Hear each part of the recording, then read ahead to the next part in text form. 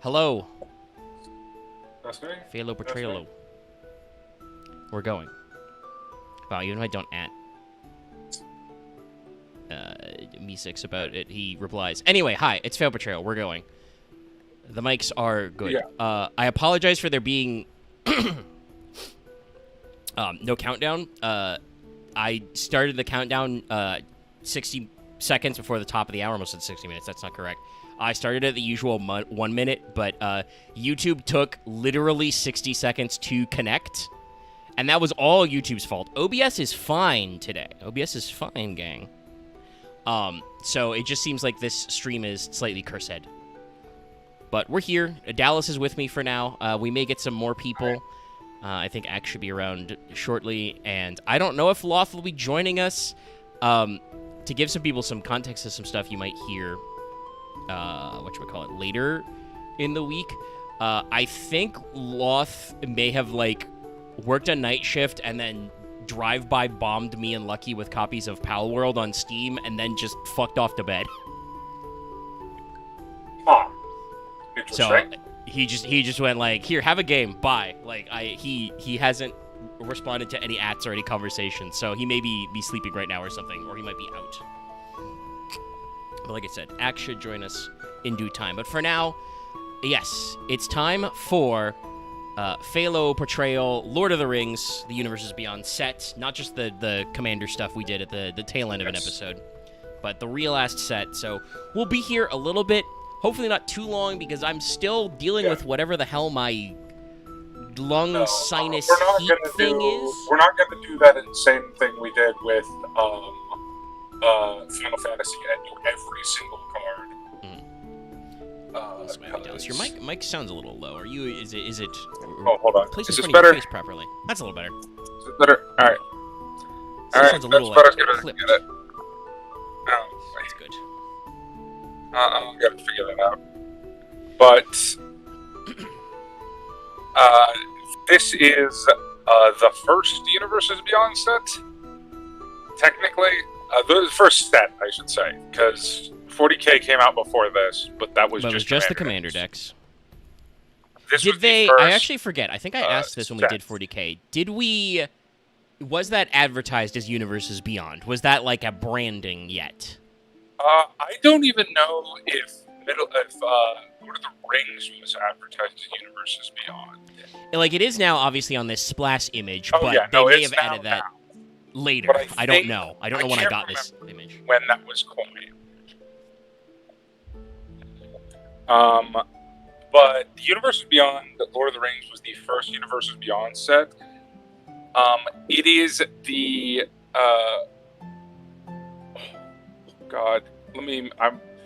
I believe it is the only modern, only legal set. I can't remember what Assassin's Creed is such a weird thing. In terms of set legality, that I don't know. I actually really like Universes Beyond Assassin's Creed, but in terms of set legality and everything to do with that, it is a nightmare. So I don't know about that, but I'm pretty sure Lord of the Rings is the only one that is mod legal only and was never in standard. And then it made all of the money, and they went, well, what if we put them in standard? Yeah, as I've said before, I know a lot of people are kind of decrying the quote-unquote Fortnite-ification of Magic, but that seems to be a mostly online space thing, and unfortunately the sales numbers indicate, especially as they go through different universes beyond, that this is a money-making business move. No. I do hope they continue to produce original IP sets, because obviously their team gets to be as creative, if not more creative, doing that, but as a business decision, this shit's not going away. And unfortunately, I don't think we've had a chance to talk about this I should say, it's not going away anytime soon. But this reminded me, Gen Con was recently, this is something I don't think we got a chance to talk about on mic on FP, because it didn't go on last week. And I do got a couple of business things to talk about before we jump into cards. It'll be the first, the One Ring first will be our card image I'll throw up in a second. Yeah. But, Gen Con was recently. That's, if you don't know, one of the biggest tabletop gaming conventions specifically. There were handfuls of announcements at it, a few different things. But one of those things was that Hasbro announced a bunch of, like, straight-up D&D crossover stuff, including they are making an official WoW-branded splat for D&D, which, other than the fact that I need to send that back in time to people who bitched about D&D 4th in, like, 2008, just because I think they would, like, explode like me showing a cross to a vampire, you know? Yeah. If you don't know, chat, a very common complaint about 4th edition was just, oh, it's just WoW now. You're just making it an MMO. It's like, no. Perish. Your brain too small. My fit too hard. Anyway, that's very funny, but actually it's a great fit for D&D. The one that's got me concerned is that they announced they're doing a Star Wars D&D thing, and I'm just like, that's not the worst idea ever, because I've played a little, Saga. You know, like, I played a little bit of the D20 version, and it's, like, okay, but, Star Wars Tabletop RPG did not start with D20. Do not ever let anybody tell you that.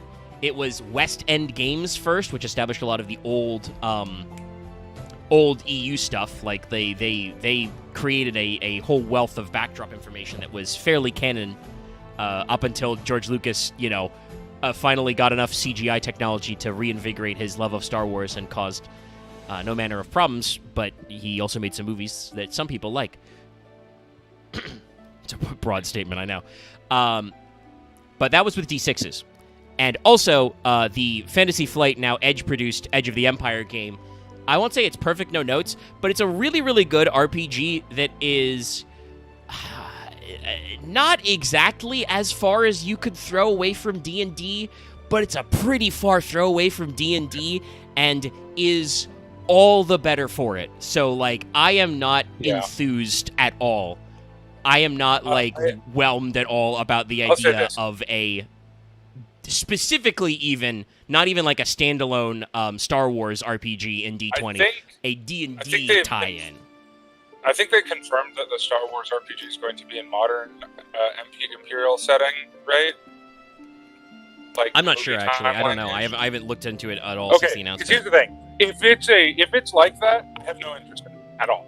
I won't touch it. No, if they're trying to capitalize on, like, Andor and the Mandalorian, that's pretty dog shit. If they make a Knights of the Old Republic RPG, Omega, I'm gonna admit, I'm gonna try that shit. Like a The Old Republic timeline. That is, I will say, that's like the one thing that the FFG game never got to. Also, I may need to ask you to, like, look at your mic settings, Dallas. That was, like, really getting a little weird. Like, I don't know if you've got, like, a noise cancellation on or something, but it's like... No, it's not really better. It's not really different. It seemed like... God.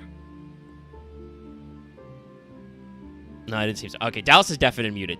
So I will continue my pitch real quick, and then I'll talk about Yu-Gi-Oh! News before we jump into cards while Dallas tries to figure out which input he's on. Better? Not really. Okay, let me put on noise cancellation. I don't know if that would help. Because Dallas, it sounds right now a little bit like you're talking to me through your phone, which I know you've done before. This is not through my phone, but it is for a shitty mic, because my other mic is broken. Aw, damn. Jack, can we get 5 big booms? That's a joke. Okay. There's a little bit of background noise if you're, like, fiddling with it, but it sounds a little better. Okay. We're doing tech stuff. We're figuring it out. I apologize for any teasing. Is the background noise better? No. Okay. How about now? That's good. I turned off one of my many fans. All right, I appreciate the sacrifice, says man at 90 degrees at 7 o'clock at night. I understand. Yeah. No, I'm not quite 90, but it is like... Oh, bullshit. Bullshit. That's the temperature. Was it trying to tell you the temperature is? It's trying to tell me it's 75, but I'm like, go to hell. Fuck you. There's no way. You're 3 hours behind me. No fucking way. It's because I'm on the coast, and it's always like 10 degrees colder on, or 10 degrees colder on the, like, recorded temperature, because it's like, but you have a nice breeze. It's like, yeah, not while I'm in my fucking house. right. I did switch to the screen. This is Anyway. the default screen. Sorry, it's my bad. That's what I'm like. What am I doing? But yeah. Yeah. No. As I was saying, that is like the one era that FFG's project never got to. Was there's no KOTOR sourcebook. I mean, there's no Force Awakens timeline sourcebook either, but they did do a beginner game, and also, that's not their fault. There's no fucking way that Lucasfilm in the sequel trilogy era would have let somebody write an RPG sourcebook where they actually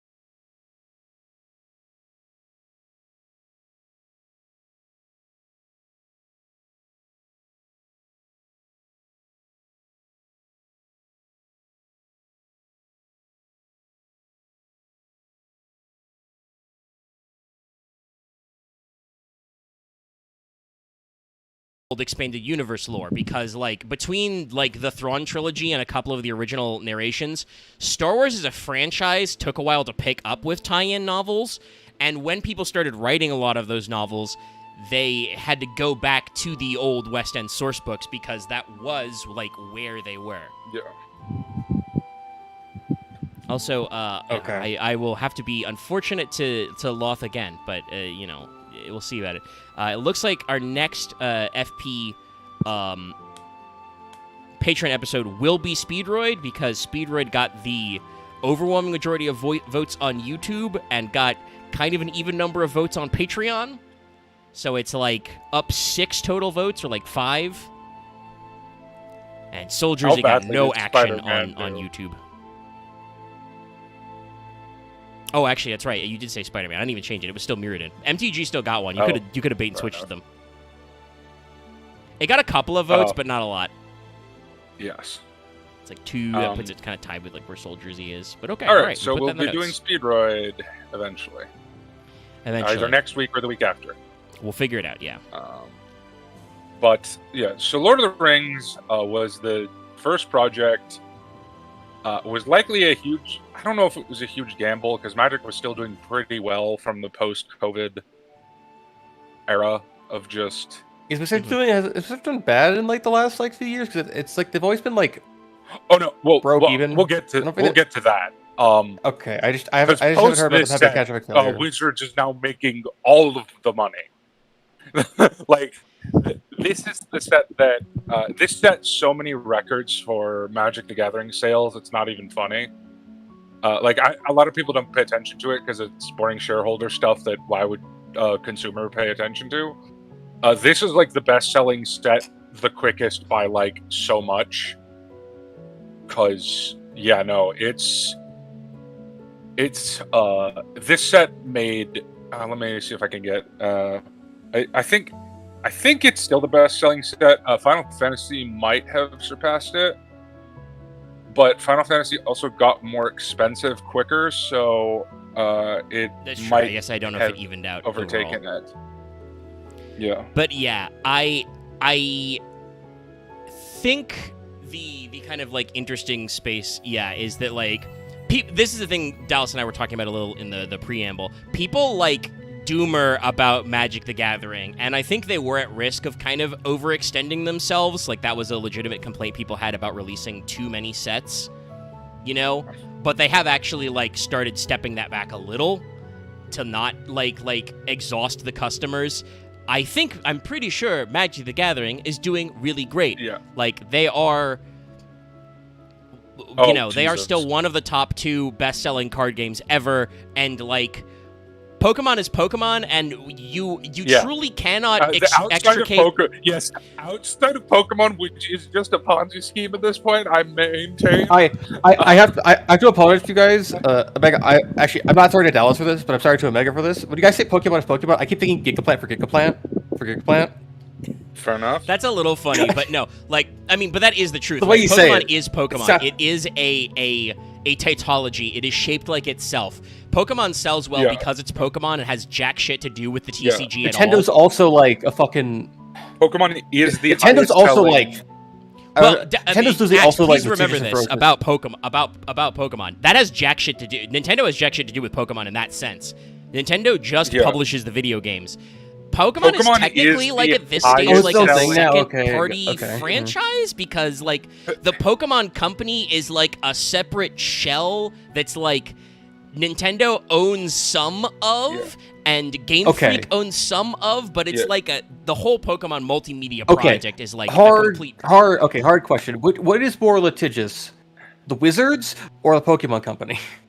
Litigious? Pokemon Company easily. Are they actually more Wizards litigious? are I mean, I feel like the Pokemon Company would send the Yakuza, aka/the Pinkertons, at people if they could. Well, also remember the laws in Japan in general are harsher. They are very different about where it goes. Yeah, it's a weird social construct thing. We're getting a little in the weeds, though. I want to say, like Pokemon. Yeah. If Pokemon's so litigious, why don't they just kill the scalpers? Like if they're such an ungodly, unattainable syndicate, why aren't all the scalpers who are ruining their product dead? Because the scalpers make them money. Yes, because they don't actually care. Even though they are like objectively making Pokemon worse all the time. Yeah. That is also why Pokemon is like an unassailable peak, because not only is it a giant multimedia project that will probably never die. Like, I know Axe talked about like Nintendo and stuff, right? I think Nintendo literally could I have a put out partially the awful worst, thing to ask, but like most dog shit Pokemon game ever. Like Winds and Waves could like brick your Switch too. The Pokemon franchise would be probably relatively undented. Okay, so how nightmarish would the world become if we actually made a law that where it's legally it's a federal crime to be a scalper?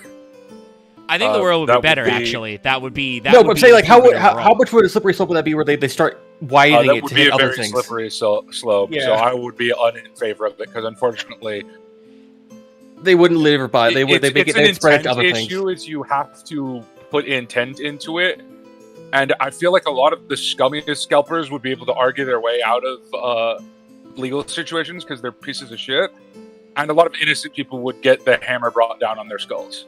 So Well, I mean, I'm not unfortunately, in that is favor the. of it because I don't trust the government. Hey guys, criminal justice major here. Not a lawyer, but studied the aspect of criminal law. Excuse me, sorry, throat scratching. I'm actually being a little louder than normal for once. Been a while since we had a stream at this time where I could be awake and emotive. Hey y'all. Law is just a tool of the system to enforce their social norms. As I like to say, and you know, I'm sure Axe will have an anxiety attack over this, but in case you didn't know, Yeah. the law's fake. It's an illusion. There's No, no it actual is. such thing as like literal, objective, like legal, moral truth. It is all just interpretation based on what society says, and then precedent that is set by people interpreting those Right. laws. Yes. So Yes. Exactly. that means Like that very metaphorically, the frequently world is run by law vampires. Yes. The world. Yes. Of course. The world is upside down and run by vampires and dinosaurs. That's very funny. You only got to get halfway through that analogy the first time, but it took my brain a second to catch it. But the moment you said it, I got it. Because it's not just that they're bloodsuckers, but also they have arcane rules. Lawyers can only... Yeah. Well, actually, technically, the cops are only allowed inside your I home if don't- they're invited by a warrant. I was raised by a lawyer, and she has done good for the world. So I think not all lawyers are evil. I just think some people sell their souls. Oh, it's very funny how in like America we have this reputation of like not undeserved about like ambulance chasers and like the slimy defense attorney, you know. But like you play something like Ace Most Attorney. defense attorneys are good. Yeah, you play something like Ace It's Attorney where prosecutors that like I'm eh. despite the fact that like it's very weird and it's very much based on Japan's legal system, which is, as Dallas brought up, kind of fucky. I love the fact They that make like us look they don't treat prosecutors civilized. as the same thing as defense attorneys. They're like, no, if you're a prosecutor, dude, that's different. And if you're not Honestly- literally Edgeworth in like the sixth game, or like, well, technically the two Edgeworth spin-off The third games, if it's game, over it. or like Um, post, or like the finale of the second game where he like starts to get a redemption I guess actually, yeah, Edgeworth. after he like Edgeworth's, goes off the like, grid for 6 after months. number one, yeah, he has to do a walkabout. Then he's okay. But like most prosecutors are like probably possessed by demonic forces, aka have trauma. The problem is even they're also even the guys under that are they're also good all guys- under 30, which I think is insane. Except the guy who's in his 50s, who's a monster. Yeah, that's another weird factor to get into. But like no, like defense attorneys one are treated thing- as like a completely different creature from. One thing I should prosecutors. say about Ace Attorney, they should have always said at the beginning of the Dark Age of Law, the burden of proof is now on the defense. That would explain everything. So I would love if they explained that, but yeah, the one ring. legal We've had it on screen for a legal while. discussions aside, so the card I brought this up first not just because it's the One Ring, but because out of any card in this entire set, this is the most consequential card. This is a All-Star in Modern. It is an All-Star in Commander. Hold on, let me check something. One Ring, Playwright, Legacy. Yes, Zed said earlier in chat that it's a scourge of every format it's allowed in. I don't know if that's necessarily true because it might not be They might. good in. I don't know. I'll say I this. don't For, know this is the thing we've Legacy. always said about Magic. I'll say this for Magic. Magic, loads of formats Yeah. that work. So, fun fact: there is a card that was banned from Lord of the Rings in Legacy. It is not, in fact, the One Ring. We'll get to it. It's the funniest banning in history, in my opinion. Because for those who don't know, Legacy is the highest power Magic format. Other than Legacy Vintage, is but Vintage is just literally there aren't rules. Play game. Okay. I was gonna say so that they are different. I was wondering if Legacy was the one where Vintage is where there's there's no rotation at all. Every printed card is no legal. Legacy. That is Legacy, but Vintage is Legacy with no ban list. Oh, okay. So Legacy is all Legacy cards are allowed. Legacy Vintage is moderated. It's not Bowmasters. I will tell you this, Zed. It is a common. A common has been banned from Legacy. Well, we'll get to that later because it's actually part of a cycle that I'd want to bring up because I love it. I love the cycle. But yes, so One Ring is a legendary artifact. It takes 4 mana. It is indestructible. That's a pretty good one. Yes. When the One Ring enters the battlefield, if you cast it, you gain protection from everything until your next turn. You become invisible. Yes. At the beginning of your upkeep, you lose 1 life for each burden counter on the One Ring.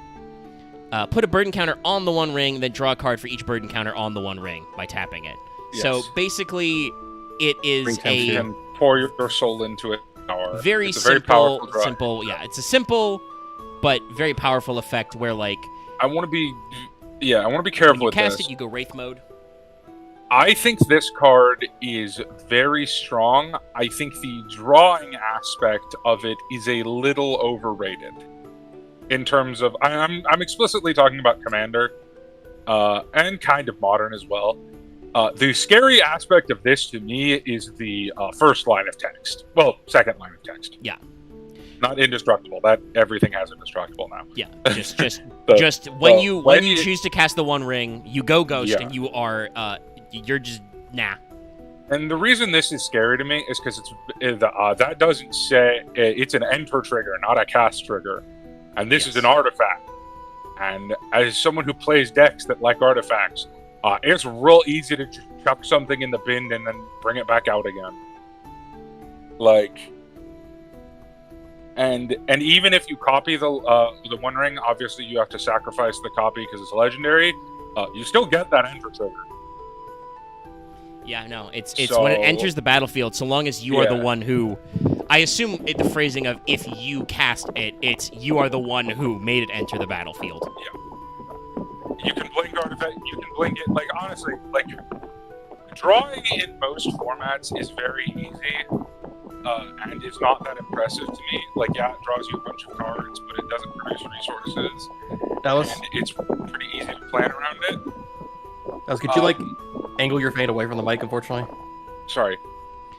He might have also turned his face to face it. I don't know. It's very easy to. It's not very easy to get around this protection if you don't know it's coming. No, it's literally protection from everything. You are like protected. There are ways to get around that. Like if you have something that says damage can't be prevented, protection technique. Or no. I believe it. I can't remember the rulings. There's a lot of ways to get around it, though. But because you can kill someone through this, and you can kill someone through like Teferi's protection, but you have to do very specific things. And this is a very good card, just because it's a draw engine, and I don't value draw as much because everything and its brother in most formats draws you a card, like everything. But it is just very. It's very strong.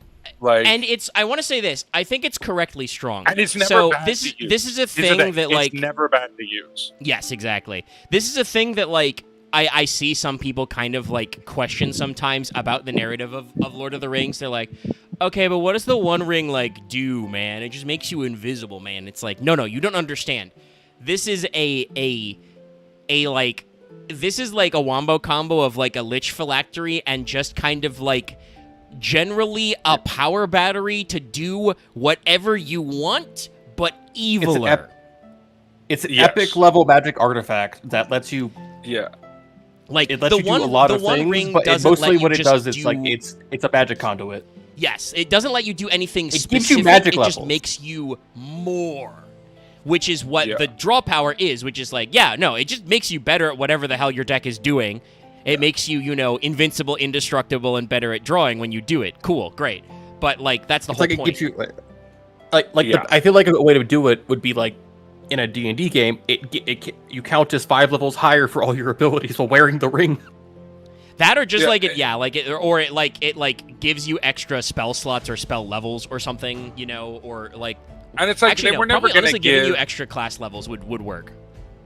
They were never going to make the ring not a powerful card.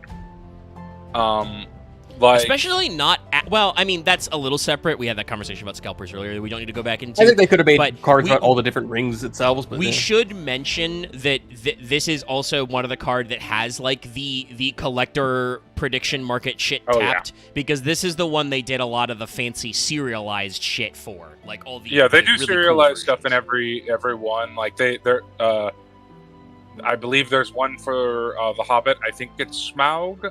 I want to say it's Smaug. It might be Smaug.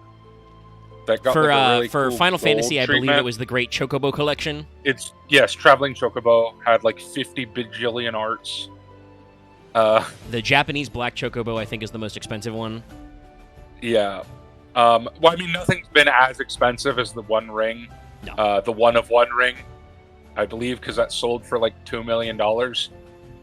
But I mean that also is like, yeah, of course it did. It's the one of one ring. It's like, Yeah. it's the whole fucking. I mean, you know. And was also bought by a celebrity, so a multi-million-dollar recording artist. So yeah, makes sense. But yeah, no, this card's very powerful. It's good in almost every deck. There's obviously some decks that can abuse artifacts, take Okay, is that basic point? advantage of it more, but I think the reason a lot of people don't like it is because I don't think it's a format scourge. Like, I don't think it ruins the format.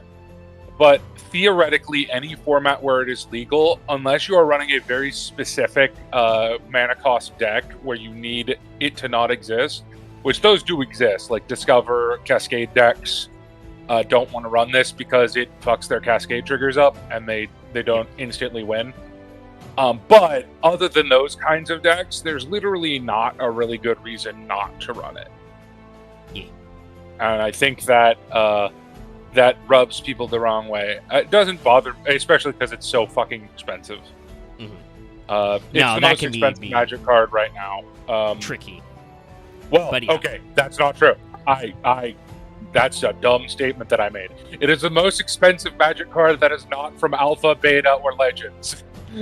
Let me be The very most clear. expensive Magic card for general play. Oh no, that's also not true. Keep forgetting Ancient Tomb is still like $150. Okay, It's crazy shit. it's a very expensive card. It's $100. It's expensive, but like there are some old Magic cards that are like Black Lotus. I believe is still lowest price is like 25,000, might be, or it might be 250,000 or something. I don't know.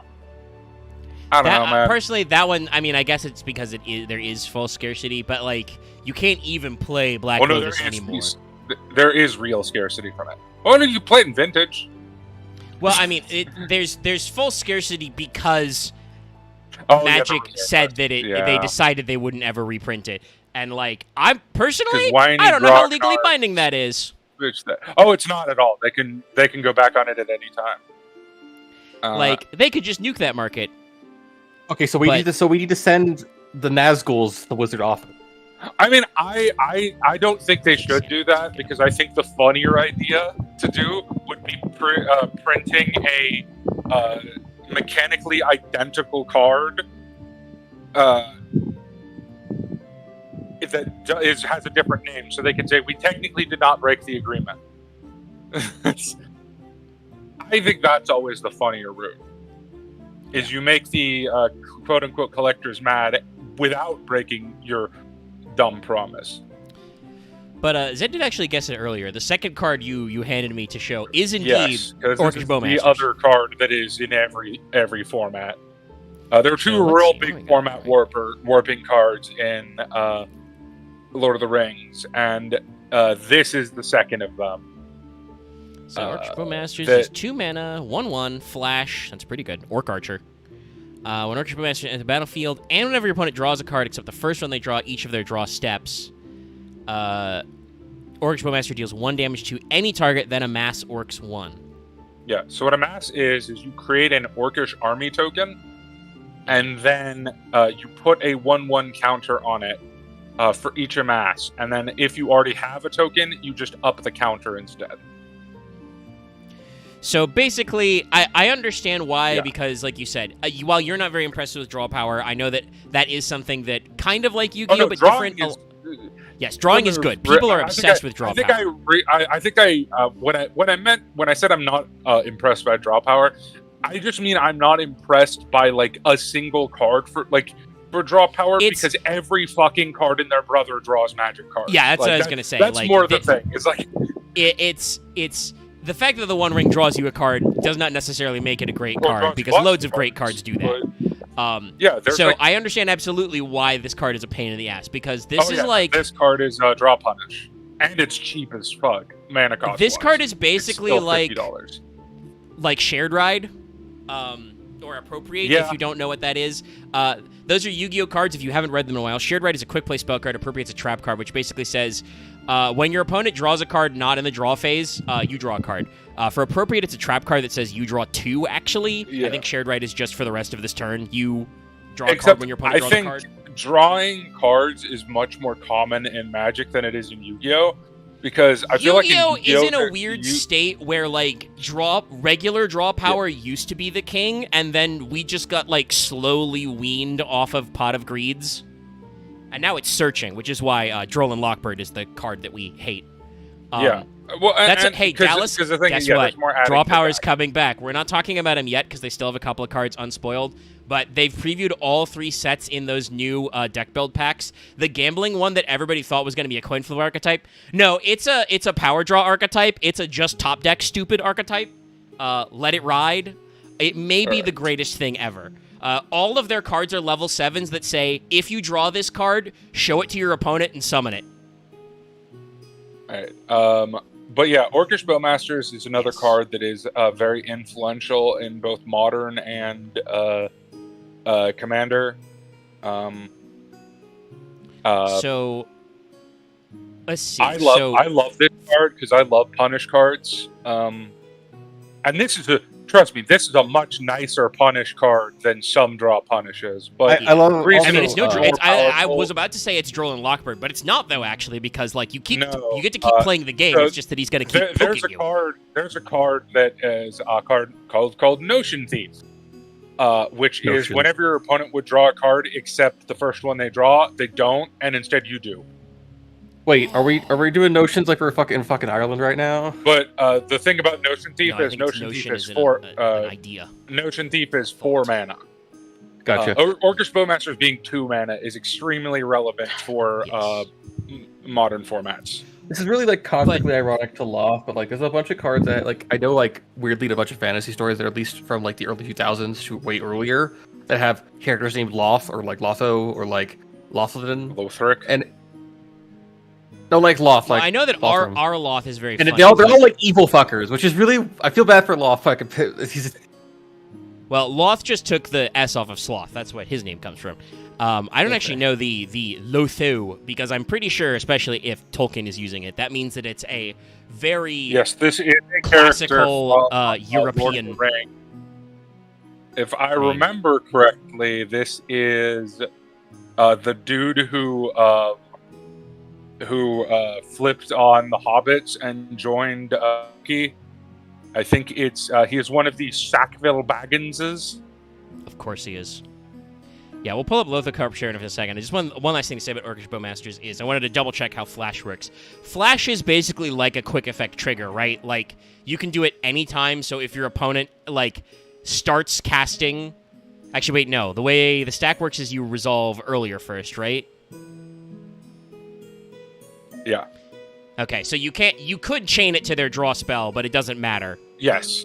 No. It does. It does. It does. Okay. Yeah, you can chain it to a draw spell. You can't chain it to an innate. You can't chain to an. No, you can chain to it. Yeah, having flash gives it instant speed, so it Yeah, so goes you just faster do than it literally everything. whenever. Everything that isn't split second. Okay. I I feel like that's another important reason why this card is so like potentially annoying is because like Yeah. so Well, no, long they as both you've got got 2 Flash. mana in the back row, you can do this literally whenever you like. So Oh. like Omega, you want to hear about? Can I tell you my favorite punish card? It's called Opposition Agents. Imagine if this was in fucking Yu-Gi-Oh! Whenever your opponent searches a library for a card, instead put that card into your hand. Oh my god! Literally, it's like Gold Moon Coin or Cards of Exchange, but just like literally. But here's the thing: tutoring, which is what searching from library, is way less common in Magic than it is in Yu-Gi-Oh! True. That is in fact literally the thing we were talking about. Is that because Magic can mulligan? Well, no, it's because we decided it's because in a resource system, drawing isn't as powerful, so it's a lot easier to put draw cards in. Fair. In a resource-based game. Yeah. I always found that. I'm not gonna. You know what? Fuck it. It's whatever. I think Yu-Gi-Oh! Being your resource source always has led to a lot of complications of its design. I mean, yes, but it is what I mean, it is. yes, but also that is kind of that. I will say that is the thing though that I feel like is a mistake people who play games that have explicit resources assume about Yu-Gi-Oh! Is that everything is free, and technically there are Yu-Gi-Oh! Cards that are truly free, but a lot of those are the ones that are banned. Like cards that get you negative or universal positives and card advantage are usually restricted. Usually you go neutral or you minus yourself to do something.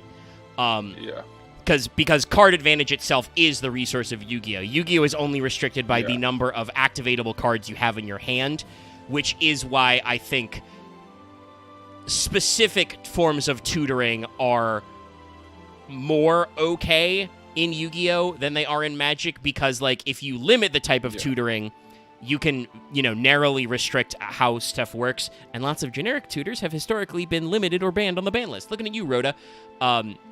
Whereas, because, some people say, oh, Yu-Gi-Oh! Doesn't have resources, you can do whatever, and I'm like, yes, I love doing whatever. Looks at my board is empty and my hand is empty, but I've got a graveyard full of cards. Yeah. I think that Yu-Gi-Oh! Being resourceless has caused the problems it has, but it's also why it's the game that it is. It's a game that stays true to its roots, and like I said, we will talk about Rising Moon eventually, because that shit's crazy. That said, Dallas, we've also found the next great Yu-Gi-Oh! Archetype for you. Xeno Invader is a deck archetype that are all named after hells. They're all weird alien things. And their game plan is banish your entire deck face down and play it out that way. We found the deck. We found the deck that undoes face down banishment. I love it. And Omega, you know me so well. Yes. Their field spell literally says if you have 40 plus cards banished, or it might be their boss monster. One of them says if you have 40 plus cards banished face down, both players skip their draw phase. So you just don't deck out. Nice. But it means you gotta have 40. Okay. So the last of the important cards to talk about in terms of because I didn't want to leave these off because they're these are these cards go in multiple formats. They're very powerful. They're very good. Lotho is probably the last. Actually, no. There's one more. I keep forgetting because this guy is uncommon, but he's also very important. But Lotho is the next of them. So Lotho is a dickhead. He basically signed up to a demon to become a corrupt cop. That's how bad he is. I'm only half joking. I'm only half joking. I'm only half joking because he did work for Saruman, although technically he didn't know that at the time. Yeah. So Lotho is a very simple card. It reads, whenever a player casts their second spell each turn, you lose a life and make a treasure token. That's an artifact that is sacrifice this artifact, add a mana. So this is just a mana generation whenever your opponent casts a second spell. And that is spell, not instant sorcery, so that's anything that isn't basically. A land. Yeah. Well, that isn't a land. Yes, yeah. Yeah. All non-land cards are spells. Yes. So, that can be pretty mostly. Spicy. It's very strong. People didn't. I feel like this was the most. Maybe I don't know. I wasn't. So I wasn't around for the pre Lord of the Rings. I came back to Magic during Lord of the Rings. So I didn't know how people thought about Bowmasters before the set release. I didn't know if they thought it was going to be like format warping. I knew people thought people would have to be dumb to not realize the ring was going to be good. Like, that literally just reads like this is a powerful card. So this one I think also came out of nowhere because this has only started gaining a lot of popularity recently in other formats. Yeah, no. I mean, it's the kind of thing where, like, this one sounds like a kind of card that you look at and go, it could be just okay. And then you go, like, oh shit, actually, this is great. This card just means that basically I get extra mana, presumably early, like just... You can play this card as soon as turn 2 yourself, and like just lets you go from assuming you're playing 1v1, obviously, right? Lets you go from presumably from 3 mana on turn 3 to 4. Yeah, and then cost of 1 to life. Even in Commander, where this card is even better because you have 3 opponents, and it triggers off each of them. That lets you get a little freaky. And if your opponents decide to have an instant or sorcery war, it triggers off each opponent's on each of their turns. Cast their second spell each turn, correct. Yes, so...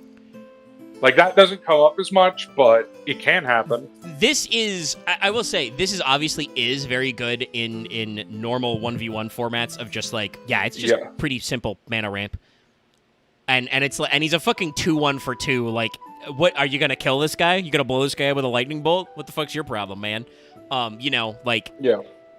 He's just a little guy, so it just kind of like begs your opponent to go, well, do I really care that much? No.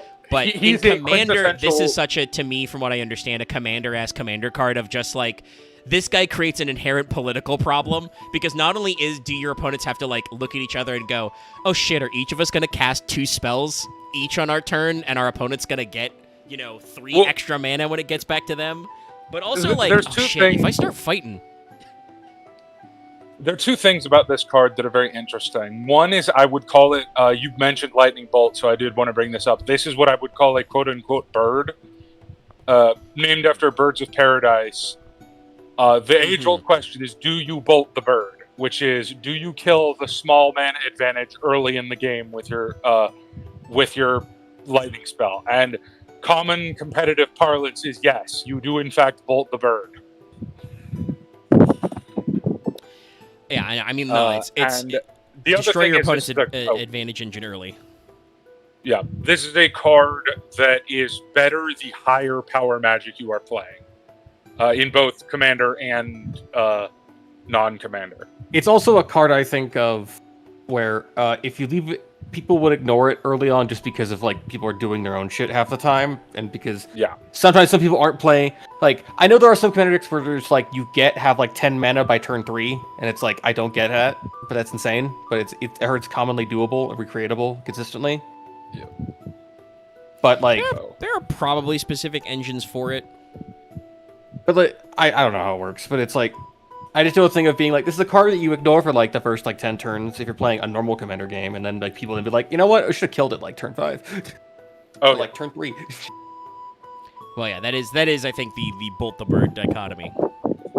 Also, by the way, chat, I hope you were enjoying royalty-free tavern Celtic medieval music, because I definitely cannot play the iconic soundtrack from New Line Cinema. They will sue us. I'm fucking doing it wrong. Anyway. Oh no, I always try to do the other one, the da na na na na na. I think that's right. That's the correct leitmotif, yeah. The violin one. Well, I mean, we've been talking about a lot. Every one of these cards so far has, except the One Ring, which was colorless, but is also evil. All of these cards have had black mana in them so far. So we could also do the ba-da-da, bum bum bum bum bum bum bum bum. Yes. God, those movies are so good. Anyway, Mirkwood Bats. Mirkwood Bats. This is a very simple card that has turned out to be very powerful in a lot of formats because it's a game ender. Whenever you create or sacrifice a token, each opponent loses 1 life. Very simple. Hey, chat. We've been doing the Magic stuff for a while, like pretty consistently, like at least since like I want to say late last year, like probably around 6ish months or more. Actually, no, we're 8 months into the year, so yeah, probably more like a year. Yeah. It was a year. How many fucking tokens have we run into? How many token generators and token sacrificers have we run into? Also, this card's mono black. Like sacrifice is kind of your thing. And it does not say creature. No, it just says tokens. So treasure, food, everything. Like, honestly, this card wouldn't be as nasty in Yu-Gi-Oh!, but, like, a card that just said, like, whenever you... Like, this would be an FTK engine, right? Like, if this just said the equivalent in Yu-Gi-Oh! Of, like, whenever you either summon a token or you destroy a token, or otherwise, remove a token from the field, that would be like, so it's like Cannon Soldier. It's mostly notable for the non-creature token aspect of it, because there are a couple cards, especially in red, usually in red, that are like, whenever a creature enters, deal damage. But non-creature, like clues, treasures, food, junk, whatever kind of crap you make, that's where this card gets very strong. Yeah. And I think, as far as I can tell, I think that, like, for the most part, most of those common tokens are, like, at least semi-color agnostic. Yeah, and also black is, like, the most common. Here's the thing, black is not the most common color for either of those. Fan. Sorry. Black is not the most common color for either of those, but it's the second most common color for all 3 of them. Painful. Like, painful. clues are primarily blue, but I would say the second color is black. Food, but I would say the second color is black. Treasure is primarily red, but I would say the second color is black. So it all works. Also, while this guy does cost 4 mana, he is a 2/3 flying bat.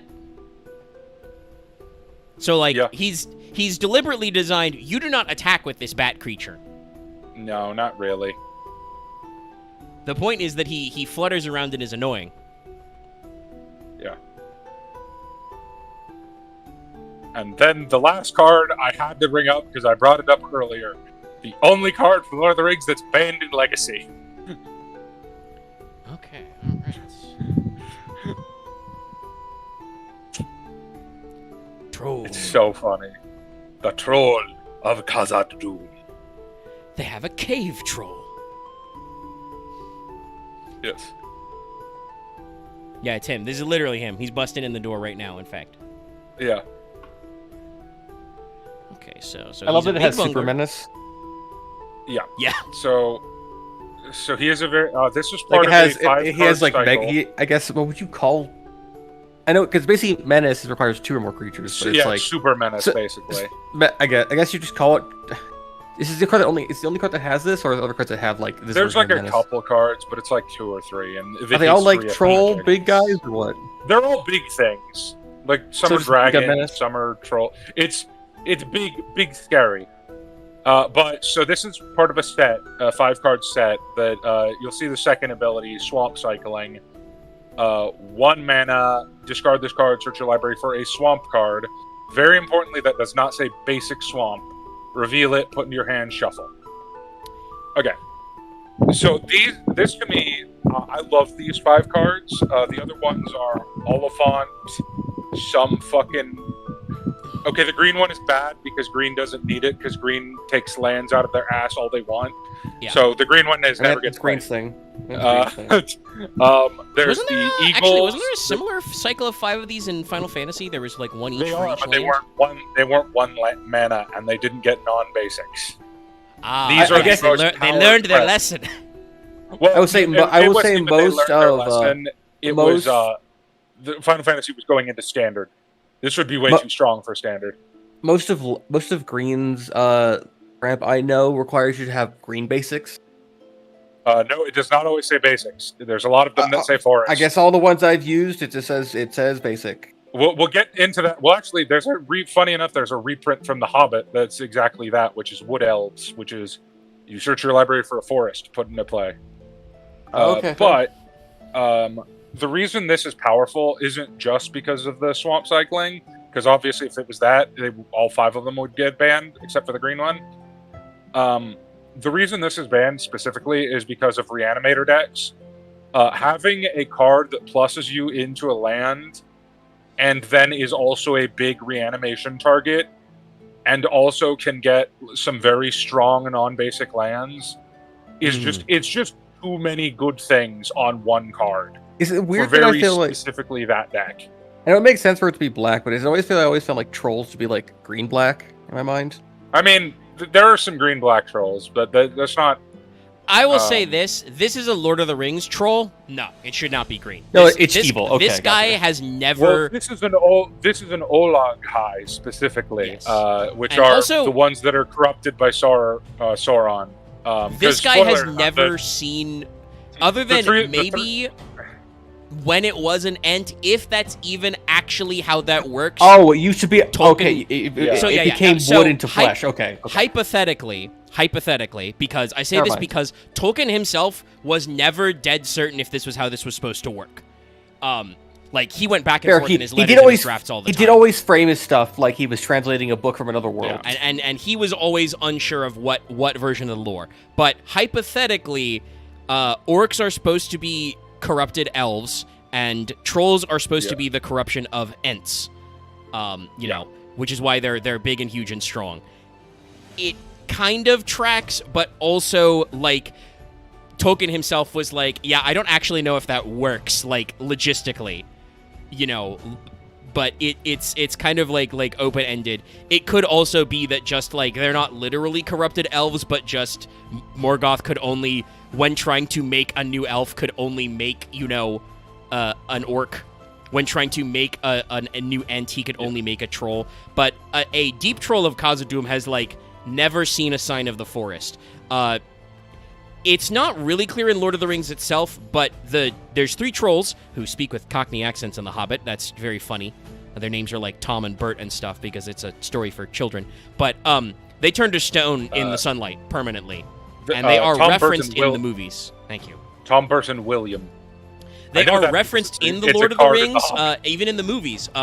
After Frodo gets stabbed, I think, at some point when he comes out of his wraith coma, Samwise is like, "Look, Mr. Frodo, it's Bilbo's trolls. They're real." And there's some stone-ass trolls because, yeah, so, like, this guy being pure black, perfect. This guy literally cannot go in the sunlight, doesn't know what a tree is, has no idea what day of the week it is because I don't think he can form thoughts that complicated. But he can go. He's just here to smash.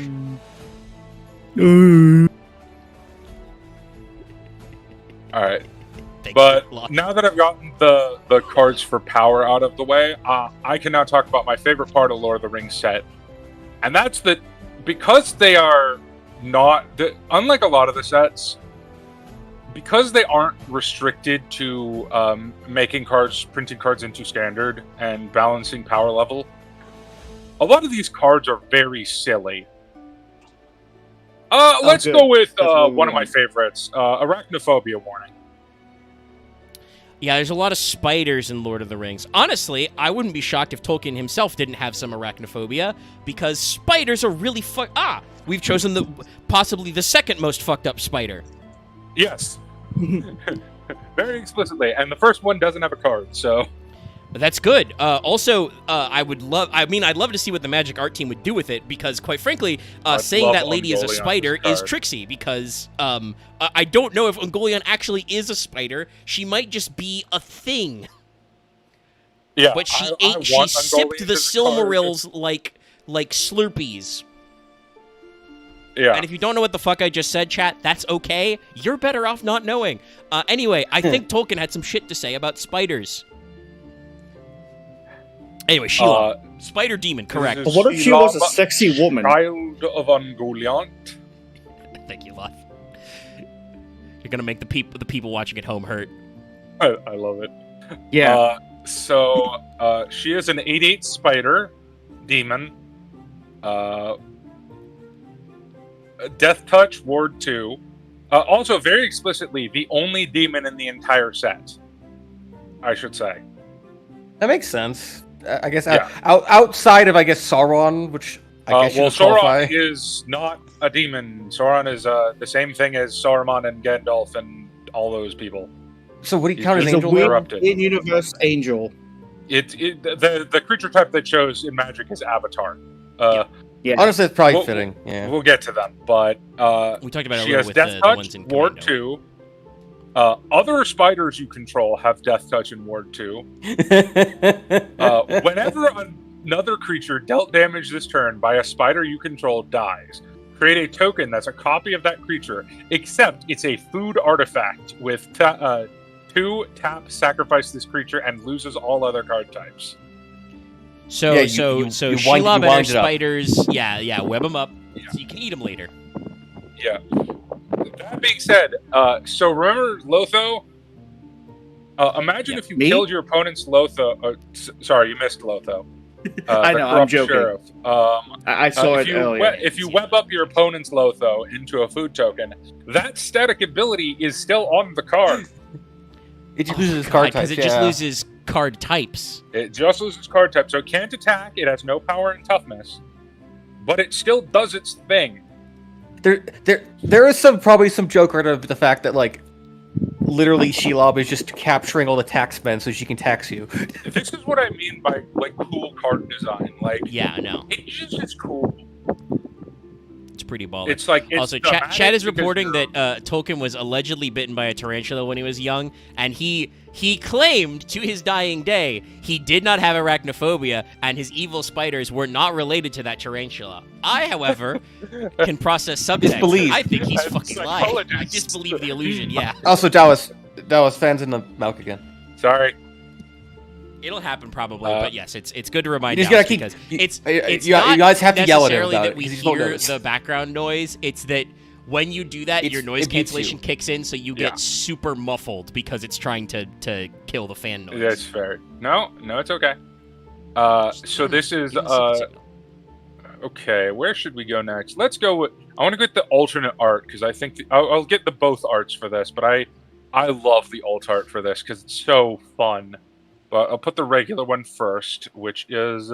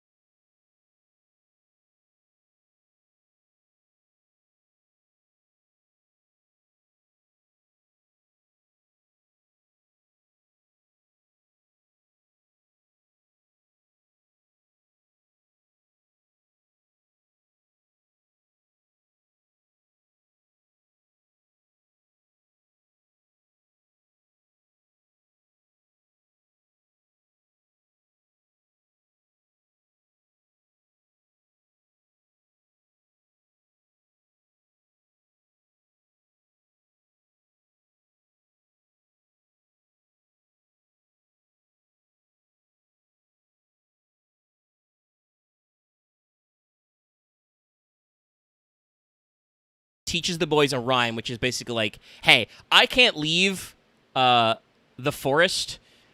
What is it? Is it? That's not Fangorn. What is the forest outside the Shire? Because they don't even like show it at all in the movies. Oh, I can't remember. Is it just called the Old Woods? I don't remember exactly. Somebody in chat with the more encyclopedic knowledge will remember. But basically, Tom Bombadil says, "Hey, I can't stray too far from the Old Wood, but if you're in the neighborhood, say this rhyme, I will appear." The next beat is the Barrow Downs, where they go to the Witch King's old hideout, which is full of burial mounds. And it's one of the weirdest, like, most eldritch non sequiturs in Lord of the Rings, which is why I really like it. But I also get why they cut it out of the movies. But in the Barrow Downs, they, like, are trying to hang out, and the boys get grabbed by a Barrow Wight. What the fuck is a Barrow Wight? I don't know. It's a wight that lives in a barrow. Draugr. Yeah, exactly. It's a wight that lives in a barrow. I think it's kind of like Tolkien's equivalent to, like, the Draugrs you see in, like, Skyrim and stuff. But, like, a very spooky, pale guy grabs the 4 hobbits, thumps them on the head, and he's about to sacrifice them all in a dark altar. But 2 things happen. One, Frodo grabs an ancient knife, which is where they get their wraith stabbing blades from. I think Aragorn just hands them this in the movie. Wraith blades, nice. But but I have a thing I want to quote. Oh, go ahead. To quote something completely different, yet the same kind of vibe. What defines a Ghost Rider's vehicle? A vehicle a Ghost Rider uses. That is an actual quote describing the lore of Ghost Rider.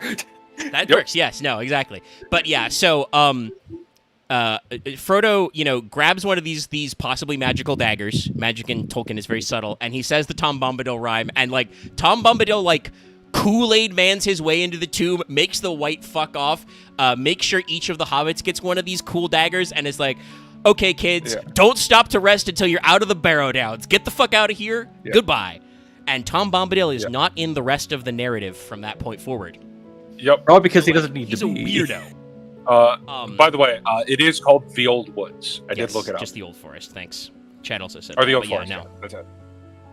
Yeah. But so Tom Bombadil, we've done a very funny thing by making him all 5 colors. Yep. Let's see. As long as you control 4 or more Lord counters from the sagas, Tom Bombadil is hexproof and indestructible. Whenever the final chapter of a saga you control resolves, reveal cards at the top of your library until you reveal a saga, put it in the battlefield, and put the rest on the bottom. This ability only triggers once per turn. So, Tom Bombi is just a commander card for if you want to play sagas, right? Like, just like, he's just a weird little guy. He is a 5-color saga commander. He's the, in my opinion, inferior 5-color saga commander, because I think Terra is better.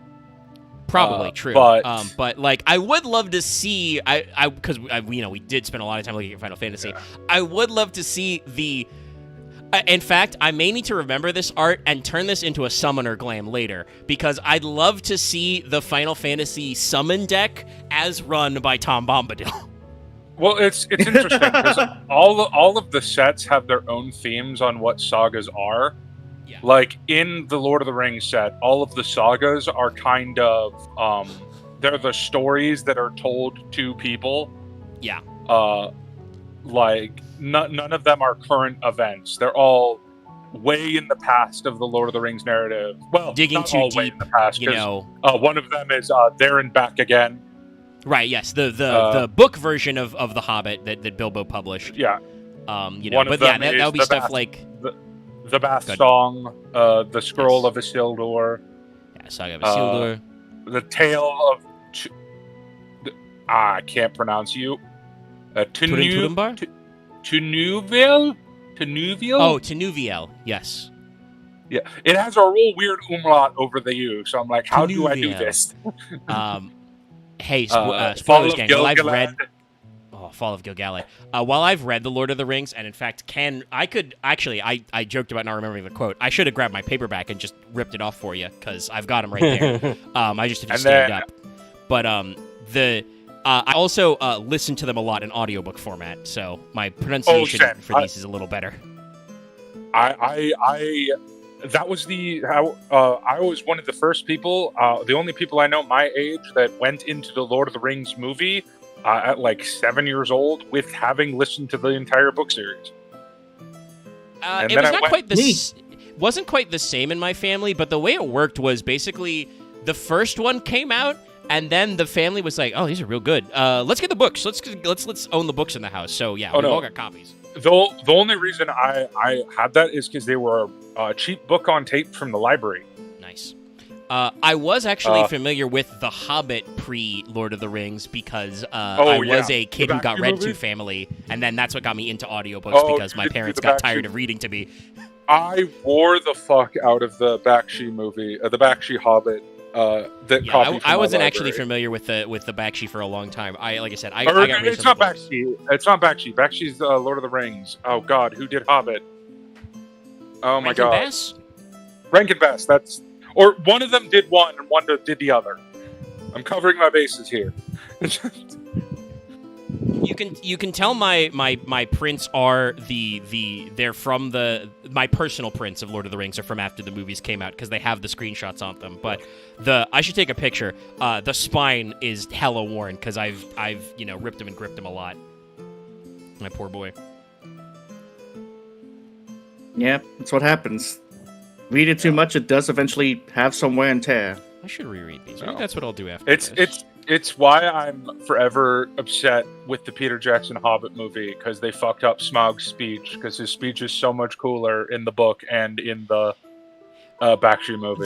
The pacing of the Hobbit movies is a travesty. Like you are absolutely correct. Smaug's original speech is fucking metal, and I think about it constantly. They didn't show Smaug nearly blowing up his own cave to threaten Bilbo. Yeah. Hold on, I need to double check. Of Thunderbolt! Who here remembers that fucking Hobbit video game that came out like years ago? I wonder if that speech is in there. Oh God.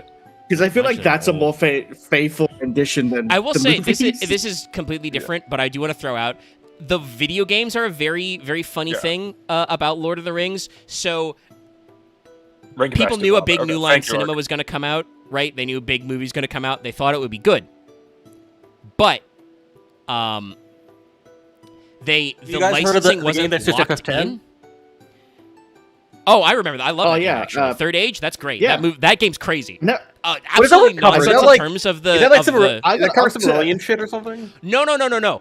This is why the Third Age is super funny. The Third Age is a bunch of bozos are chasing Frodo literally just off screen behind him, like, the whole way. That's what was the Guildenstern, the Lord of the Rings game? Yeah, basically, like you literally have a boss battle with the Balrog. You guys are poking the Balrog in the back as he's trying to catch Gandalf on the bridge, right? Like that's how this movie is framed, or this game is framed. It's funny, but I like it. Truly, Rosencrantz and Guildenstern. That's honestly great. Yeah, no, it starts off with some random Gondorian soldier getting ganked by Nazgul, and then an elf saves him, and you go, "Okay, cool. This is just." And then he basically goes, "I gotta chase those Black Riders." And I think they go to Rivendell, and he finds out that they're doing a thing. They're chasing the ring bears. Is Lord of the Rings the game, the IP that has had like the most successful video game adaptations? Because I'm thinking of all the Lord of the Rings games I've played, and most of them are good. Well, I think some of them are pretty bad, but some of them are good. It's weird. It's probably they've got a lot of standalones. What's up, Locko? The two I think of the most was it the Two Towers and the Return of the King video game that wasn't meant to be Lord of the Rings but got turned into them. Yeah, those games. Those action. So good. The action hack and slash games. No, are those were iconic movie tie-in games. What's the one where you had to it was the story about like convincing Aragorn to stop fucking off in the woods? It was like an RPG where you were 3 people and you were going. War in the North? It was about maybe. Oh well, if it's War in the North, that game just got a remaster stealth dropped like today, I think. Yeah. There's that game. Obviously, I'm a Shadow of Mordor, Shadow of War whore. Like those are 2 of my favorite games of all time. those do like some those weird stuff with games, the I lore, but hate they're the very story. yeah, they're The made story very is- well. What do you mean, Lon? The story is absolutely hilarious if you don't take it seriously. What do Yes. you mean Isildur is a rage? What does you mean? Okay, hold on, I Dallas. love that Dallas is peeking. If I don't take it seriously, I'm in the same boat as you. If I think about it seriously, I get upset. That's Battle fair. for Middle I- Earth, yeah, there were some great Lord of the Rings RTSs back in the day. Oh yeah, those. Yeah. I never got it up and running, but my family, we owned a very old DOS machine, which we didn't throw out for many years. I played the original Commander Keen and the original Duke Nukem on it. We had a War of the Ring game, which was like a turn-based like strategy game as you try and like sneak the ring into Mordor. I could never get it to work because we lost the manual, and it had that kind of copy pro on it, and it was like still dial-up internet days. So looking it up on GameFAQs was out of the question. But yeah, no, like there are some old school and strategy games. But what I was going to say, sorry to cut you off, Loth, but to say to wrap this conversation up, No, you're I good. brought up Lord of the Rings video games because the branding on video games is very interesting. I owned for like the GBA a Fellowship of the Ring video game, which has like Tom Bombadil and the Old Forest and shit in it because they secured the license to make video games as the movie was coming out, so they didn't have any of the movie stuff to base it on. So, like, all the Fellowship games are based on the books, and then after Fellowship came out and Two Towers was coming out, that's when we firmly go into the movie zone, which is cool.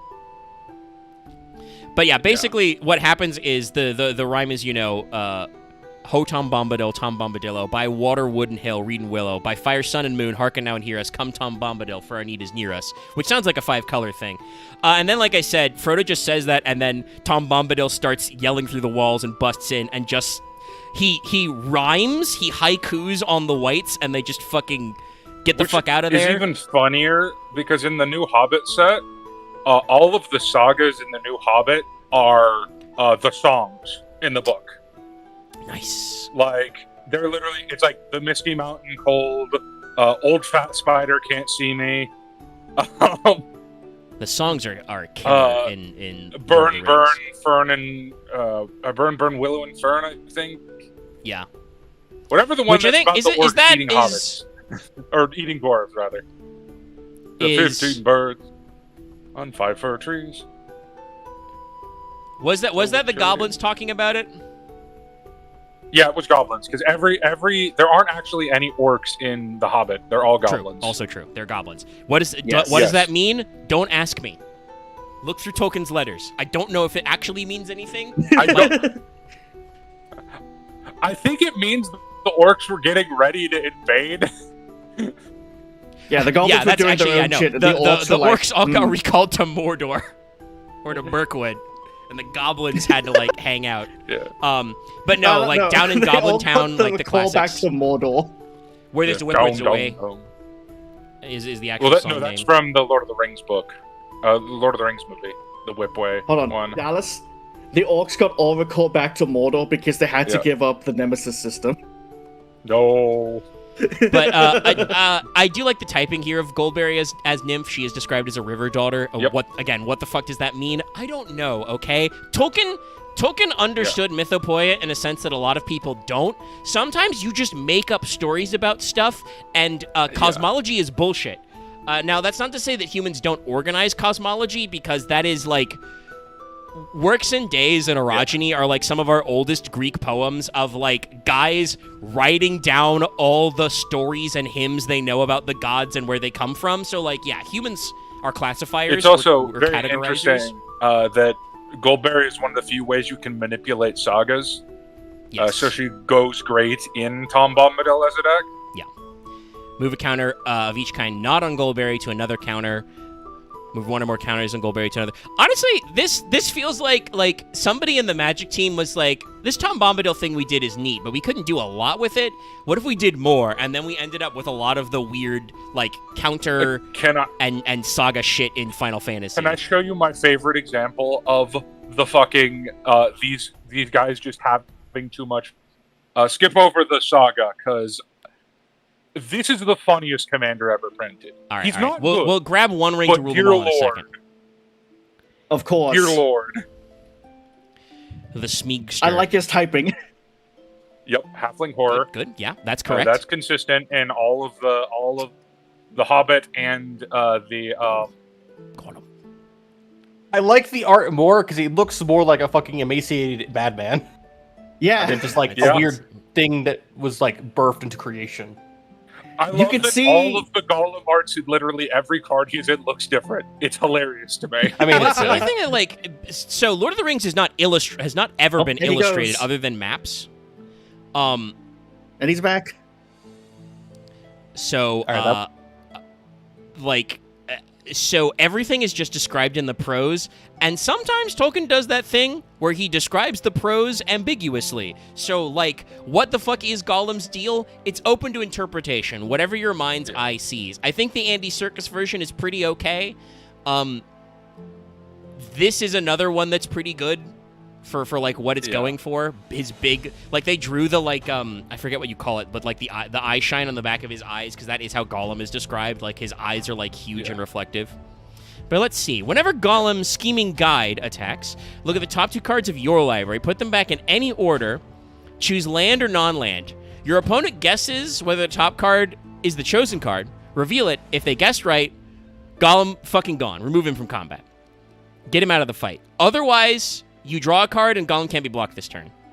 So basically, you're It's a playing riddle card. the yeah, It's a exactly. riddle You're playing card. the one of us always tells the truth and one of us always lies, but in reverse of like, well, it's a land or a non-land. I get to pick which one it was, so I know. So what do you believe? Is it a land or a non-land? Is it the right way, or is it the bunch of Urukai I'm sending you to? It's so am funny. I Gollum or Smeagol today? Like, this is, Exactly. like I said, I don't think this is a very good commander, but this is, like, the most flavorful commander I've ever seen. What would you do it? I guess it'd be a black deck where just a bunch of like Sauron shit. No, Dallas, this is the commander you about when you just want to have fun. Well, so, can I show you a commander from a completely unrelated set? Because I know Yes, where of he course. goes. We can fuck around. This wasn't an actual, because this is technically a Doctor Who commander, but it was not in the actual Doctor Who set. It was released in a later Secret Lair. Where is the god motherfucker himself? I hope it's better. I'm literally, I wonder if it's but a I virtual do want to let master. chat and the boys know I am literally making the decision. I put Fellowship back on the shelf, and I pulled down my copy of The Hobbit right next to it, and I'm like, shit, I'm gonna reread all these books. Yeah. They're I got Omega? cheap ass paperbacks. We'll be done in a week. Where is he? Omega, I hope you reading that inspires Shadow Wizard Money Game on us a little bit. Maybe. Just for like some weird ass like, because I bet you could do some weird like Oh, right. It's I considered. trapped a magic in this separate weird card. translation of a book I read one time. Oh my god. Oops, sorry. Sorry, I hate how this website organizes cards. What's the He's name of having the card issues. for everybody at home? The Celestial Toy Maker. Oh, fuck off. Sorry. I'm just recalling when YouTube decided to give me fucking plenty of shorts about that guy when he showed up. Okay, I think I've got it. This might be big though. Yeah, I I'm doubt Dallas sorry, has I a couldn't slightly get a weird better print. one. Yeah. No, Could I, probably- know- you I probably found have a to, better like, one through flip it. Google, but it is big. Hold on, let me shrink him down a little. Try clipping tool it. No, I already had a technically translucent or transparent grab. I just had to shrink him down because he was like 600 by something. Let me make him a little or. Move Oh my him god, in it's the like, frame. hey, here's the evil you know, and here's the evil you don't. Pick one. Yeah. Attacks, top 3 cards of your library, exile any number of them face down pile for the rest of the face Gosh, up pile. yes. And the defending player chooses one of these piles, put that pile into your hand. So you got to put at least one in each pile. And then at the beginning of each end step, each opponent loses 2 life for each spell or ability that caused one or more players to guess or to group cards. Okay, so to pull an MBT, this day says be the Jonkler. Yeah, literally, no, yes. annoy your friend, annoy your This is enemies the- and friends to death. Hey, did you want a commander for all those weird fucking cards we made? Well, here you go. That's pretty cool. Like, honestly, I do hope Yu-Gi-Oh's going to do more of that. The deck build pack seems like we're doing some very funny shit. I gotta go, guys, Xenovader. Oh, Yep. goodbye then, X. Bye. We have been going for almost an hour and a half, which is why I'm like, we can fuck around a little bit. Not forever, Okay. but a little bit. Yeah, no, But that's the last I fucker just round. did want to say that, like, the deck build pack with, like, Ray's Moon is, like, just a... I'll describe it to you, Loth, because you weren't in the call when I brought it up. If you haven't read it, it's just the Let It Ride deck. Literally, every card is a level 7 that says if you draw this card, reveal it. That's it. Reveal it, summon it. Like they're all reveals, and then just other stuff like that. Xenovader is a deck that banishes your whole deck face down, basically, and then you play it out that way. And then ideally, locks your opponent out of stuff. I think I'll just do a very simple thing here. I like the name of Xenovader. It's also funny because since the thing I gave you a few hours ago, Omega, there is a power called Xenovader, and I'm just like, wait a second, hold on. It's very funny. But I'll pull up One Ring to Rule Them All again, just to show people. One Ring to Rule Them All. Because Tolkien wasn't just... Tolkien was a language freak. He was a philologist, and, that's crazy. But also, he was, a poet and a lyricist, too, which is a little funny.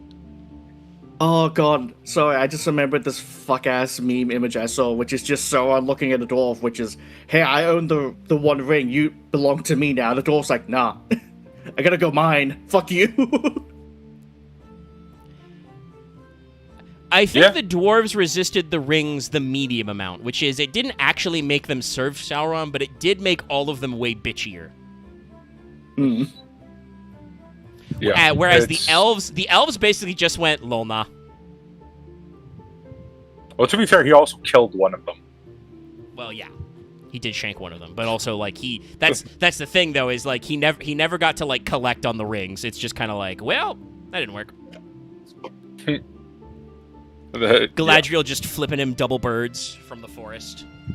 God, that is the only scene I like in The Hobbit, is Galadriel verbally bitch-slapping Sauron.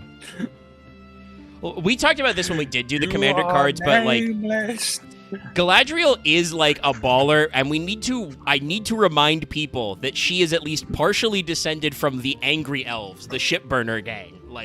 She's related to those motherfuckers, and those guys were crazy. If you read the Silmarillion, you'll realize half of Middle Earth's problems is actually elves.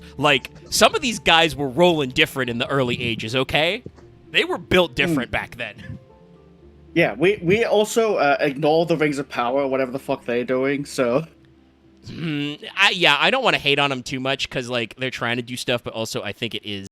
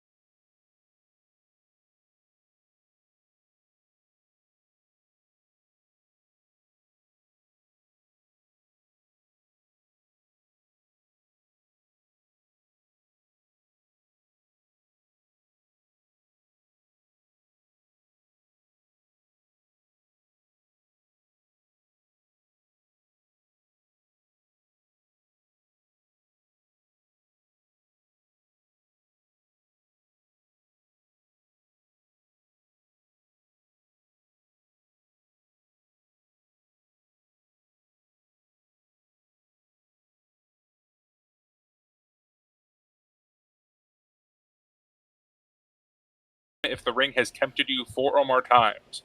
Otherwise, the ring tempts you. So just a rules question. When it says the ring has tempted you, is it the controller of Frodo? It's Or the whoever's controller being of Frodo. attacked? No, it's the controller of Frodo. So you want to Okay, run ring tempts you cards. That can be very powerful. It can be. He is a very popular commander in the set. Not like uber pop. Like Tom Bombadil is the second most popular commander. We'll Just 'cause get he's to all the other calm, maybe it's two. too funny. Shelob is also the 4th most popular commander because that shit's fun. I mean, But Frodo's on my way back from the cafe, I was checking Twitter, and we finally got confirmation Y'shtola is one of the most popular commanders now. Yep. No, Y'shtola is very popular and very good. Despite her deck being like trash out of the box, her card is very good. But that's just a sacrificing power for flavor thing. And let's talk about the best boy. Yeah! Nah, it is true. This is best boy. When looking back on it, I really do love the 4 hobbits. Great characters. I really love Frodo and Sam.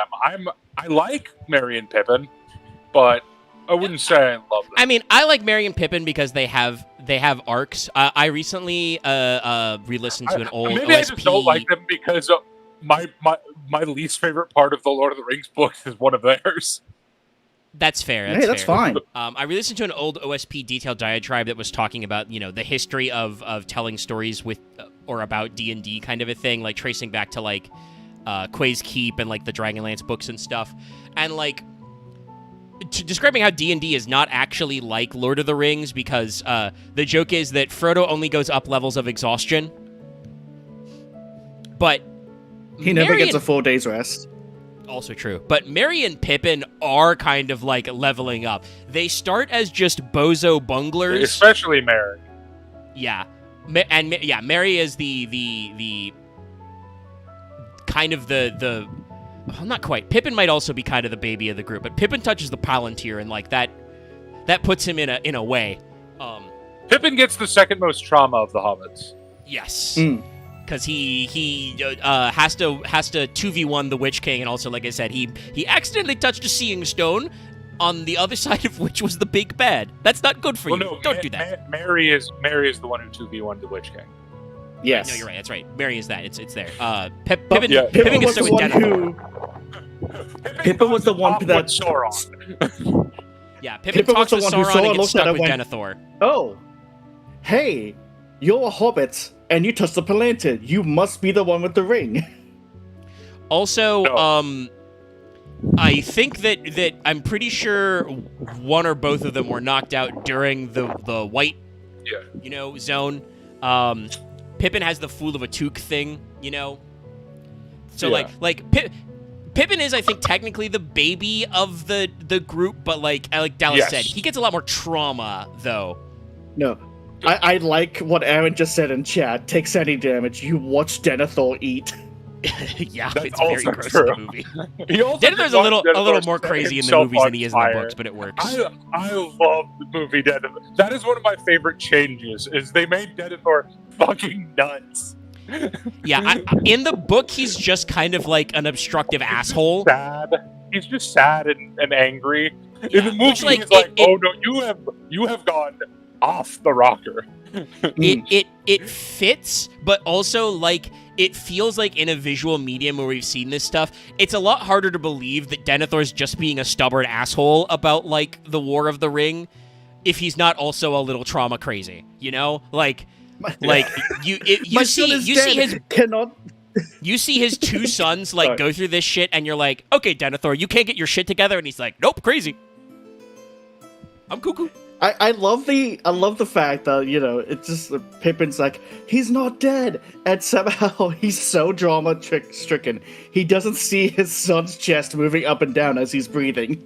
Yeah, honestly, not that freaky, but yeah, no. It's funny. I'm not gonna bring the card up. At least the Pippin one because it's boring. But Pippin ends as a soldier as his second typing, and Merry ends as a knight. Oh, That's pretty good. true. I think I like like that. Like that's good because like Pippin technically goes to serve in like the house guard, kind of like in the military, but he doesn't really go through that much stuff. I feel like mostly Pippin's role is to be like moral support for Gandalf because Gandalf has to do some shit in Gondor. No. I will be Pippin is bringing also out Pippin's uncommon card because it's fucking broken. Pippin is technically the bait. Yes. Yeah. But like Samwise, sorry to fill that up. But Merry is like, if you wanted to say technically, he is a knight because he's an equestrian. Like they put him on a horse with the riders of Rohan and he does his biz. Anyway, Samwise. I do love the typing on this also because Frodo was not peasant. He's citizen to start. Sam starts as a peasant. Yep. And at least in this card doesn't change his creature typing. He is and always will be the gardener. Yeah.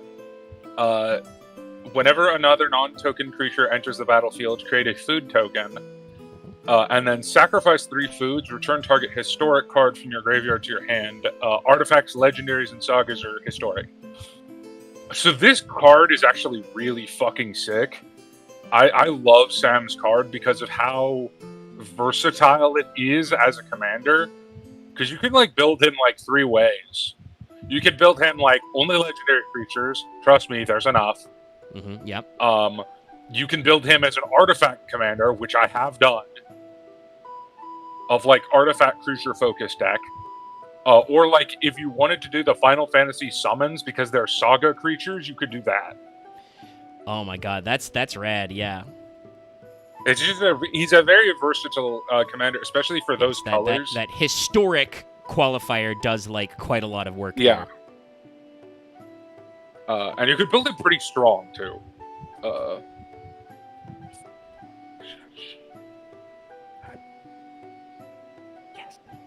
Yes.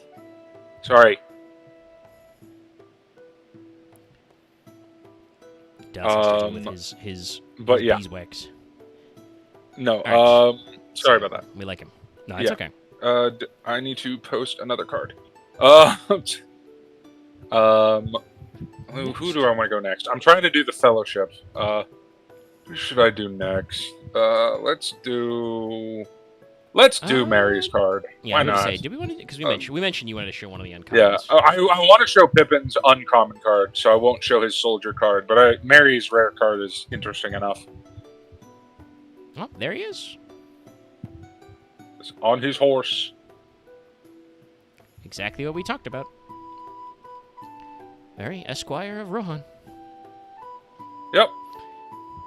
And remember, this is after these guys drank at Ent Draft and, like, rode along to sack Isengard. So they're like a foot taller than every other hobbit. Halfling Knight, red-white, pretty common knightly coloring. He has haste. As long as he's equipped with something, he has first strike.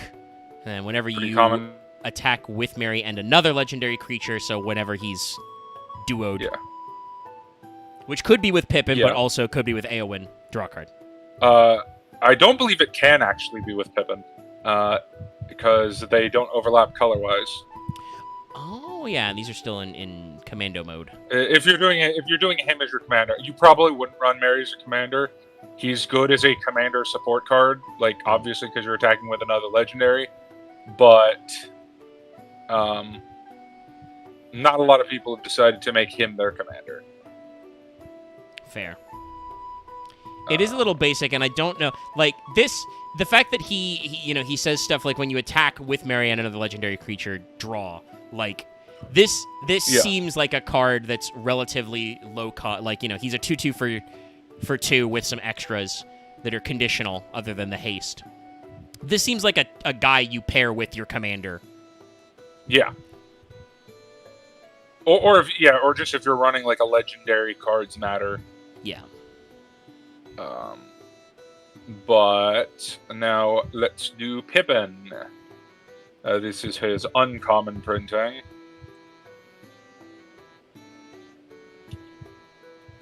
Technically, Peregrine Duke. Yes. Which sounds very I mean, if you want to get real technical, like we said, technically Tolkien, alleges that he translated their names from something goofier. But yeah, Pippin is Peregrine Took, and Merry is Meriadoc Brandybuck. But you can understand why, as like the local town yahoos, the boys around town, it's Merry, Pippin, Sam, Frodo. Play the Shire theme music now. Dull, upbeat, lilty. So Pippin is just a food doubler. Or not a food doubler. He is if one or more tokens would be created under your control, also make a food. And then sacrifice 3 food, draw a card. Very good food card. He's stealing the crops. You probably play him in the Sam deck. Yep. But yeah, I wanted to get a representative for each of the Fellowship. Let's get Boromir better be a guy who dies. Oh, you'll love Boromir then. Let's do Boromir. Let me find Boromir. Okay, he is probably not a popular commander, so I'm gonna check the bottom. Yeah. No. He's a great card in Commander. It's actually an amazing card honestly, he should not be a good commander. That would be against the purpose. The point of Boromir is to be like a normal human guy who is not above temptation and like realizes that like, oh shit. I mean, that's a cool design for the armor, though. I won't lie. I love what they did with the Gondor armor in this set. I think it's based off of a previous artist thing. I can't remember, but they have the similar theming where. Yeah. But yes. Sorry, just that ability. Yeah. So what's that? You didn't use mana? Fuck you. Yeah. Whenever an opponent casts a spell, if no mana was casted, counter that spell, and then sacrifice Boromir. Creatures you control gain indestructible until end of turn. The ring tempts you. Perfect. Yeah, like Boromir is a mono white, but he's got a risky. But yeah, he's just like he is the tank. He's just like I sacrifice myself. Yeah. Speaking of dead members of the Fellowship. If they really wanted to drive it home, they would have been like, okay, Boromir starts with 3 counters. Each time you use an ability, he gets 1 arrow counter or something. Loth, it's very funny you said 3 times. Oh, no. Let's go with Gandalf the Grey. Ooh, that's a good art for Gandalf. God, sorry, I'm just thinking about the Lord of the Rings movies and just, like, the pure cinema of the end of Fellowship. Like, Boromir takes 1 arrow, and you're like, man, that sucks. Can he do it? And he's like, yeah, I can still do it. He takes 2 arrows, and he's just like... On that arrow. Like, that's how you know Peter Jackson was a fucking horror director, is his sound design. No, the Foley is perfect. Insane. Oh, yeah. And also, like, he loves to do that thing when drama happens where just, like, the music and the background noise fades out. Because they do it in the cave trolls scene when Frodo gets stabbed, and just everybody goes... Oh shit, Frodo! Like, and then it happens again when Boromir gets shot, and we're just like, oh. They do it a couple times in like 2 towers and some other spots. He doesn't have Mithril to save himself. Yeah. And then Gandalf, an Avatar wizard.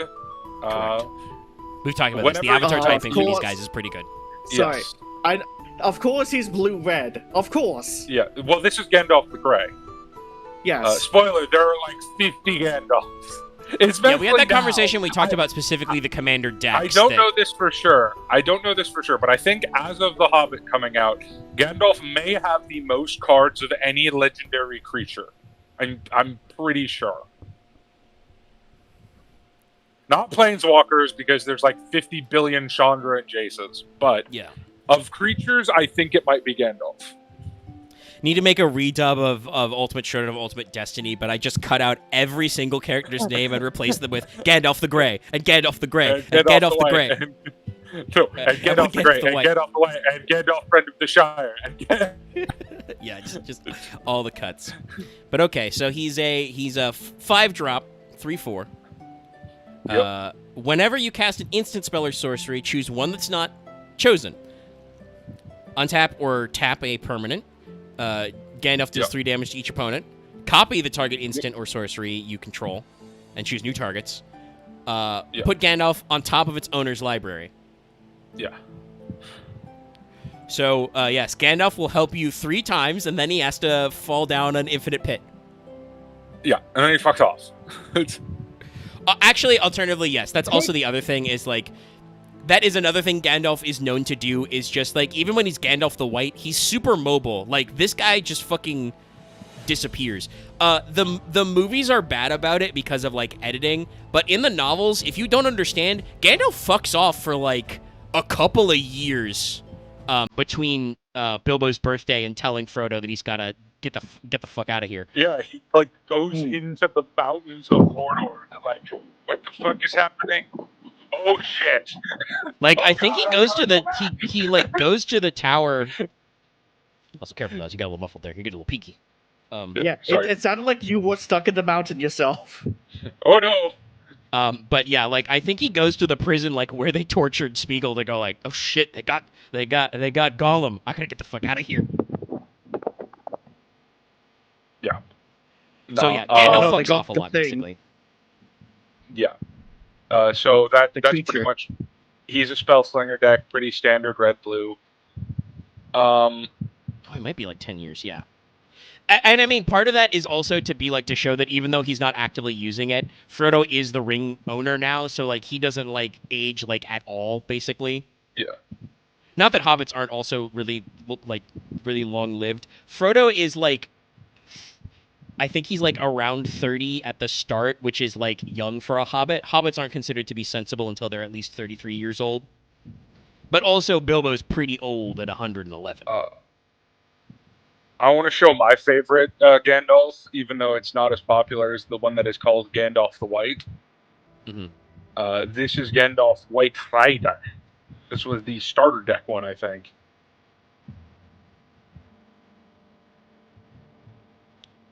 Okay, interesting. Mono white. Avatar wizard. One of 2 I mono like white how he Gandalf. has like always. Again, artist interpretation of magic. He always has slightly different like design for his sword and for his staff. We Yeah, just for know that it's Glambrag. kind of gnarly. Yeah. Yeah. But let's see. So he's a 3/3. He got vigilance as well. And whenever you cast a spell, creatures you control get +1/+0 until end of turn. Scry 1. Scry is look at the top card of your deck. Look at the top card, and then you can put it on the bottom. Okay, and you can move it. Yeah. And Yeah. then, that's so funny. Sorry, I just read the last line. When Gandalf White Rider dies, you may put it into its owner's library 5th from the top. Yeah. So the funny way you can build this is basically you just reenact the scene from Two Towers and just build it as a storm deck for creatures.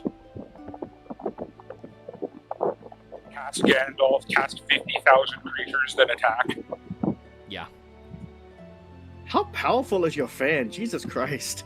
I don't know, man.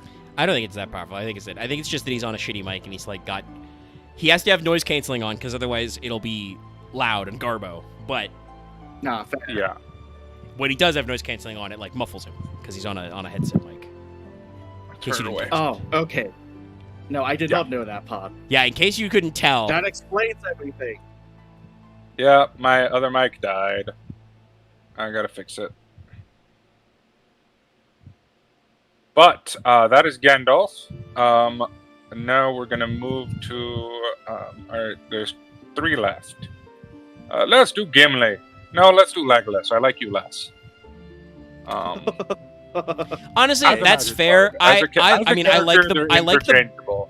I like the boys in the movie because the movie does a great, it turns Legolas and Gimli into those two bozos with Aragorn while he has all the pathos, But like in the books, Legolas is just kind of a guy. He's just like, hello, I'm an elf. I'm like really ethereal and stuff. Legolas and Gimli in the books are by far the least interesting parts of the books.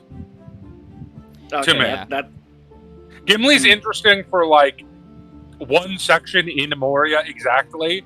Gimli has a and then couple of Legolas is like never interesting. Gimli has a couple of story beats, yeah, but no, like Legolas is Legolas would probably be, and Legolas is actually like because, he's an elf, so he's been around a long time. He is actually a more interesting character. Like, technically, the Hobbit movies trying to, like, backfill him by being like, wait a minute, Legolas's dad is the king of the Mirkwood. He's around with the Wood Elves in this shit. Why wouldn't he show up, Like, that's not a bad impulse. It's just they turn into, like, a dumb love triangle thing. That was...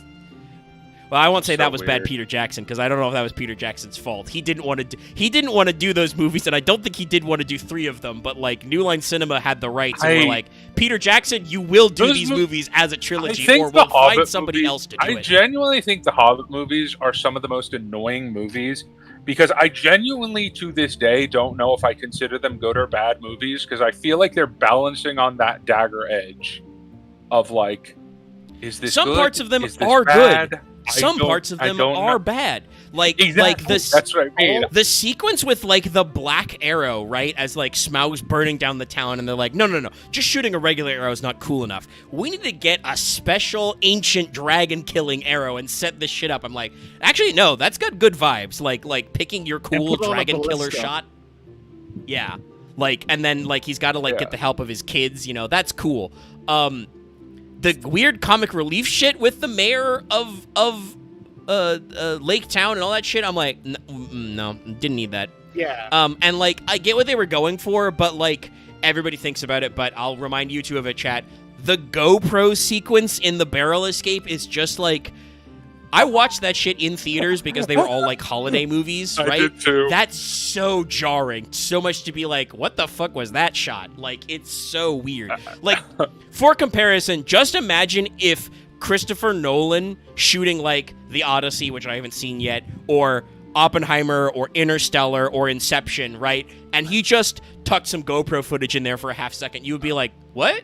Huh? In IMAX? Like, it's so weird. But parts of it are really cool. The singing, right? Like the dwarves all piled up in Bilbo's house singing, far over the misty mountains cold. You're like, damn, that's real shit. You got it. Yeah, it's such a 50-50 movie.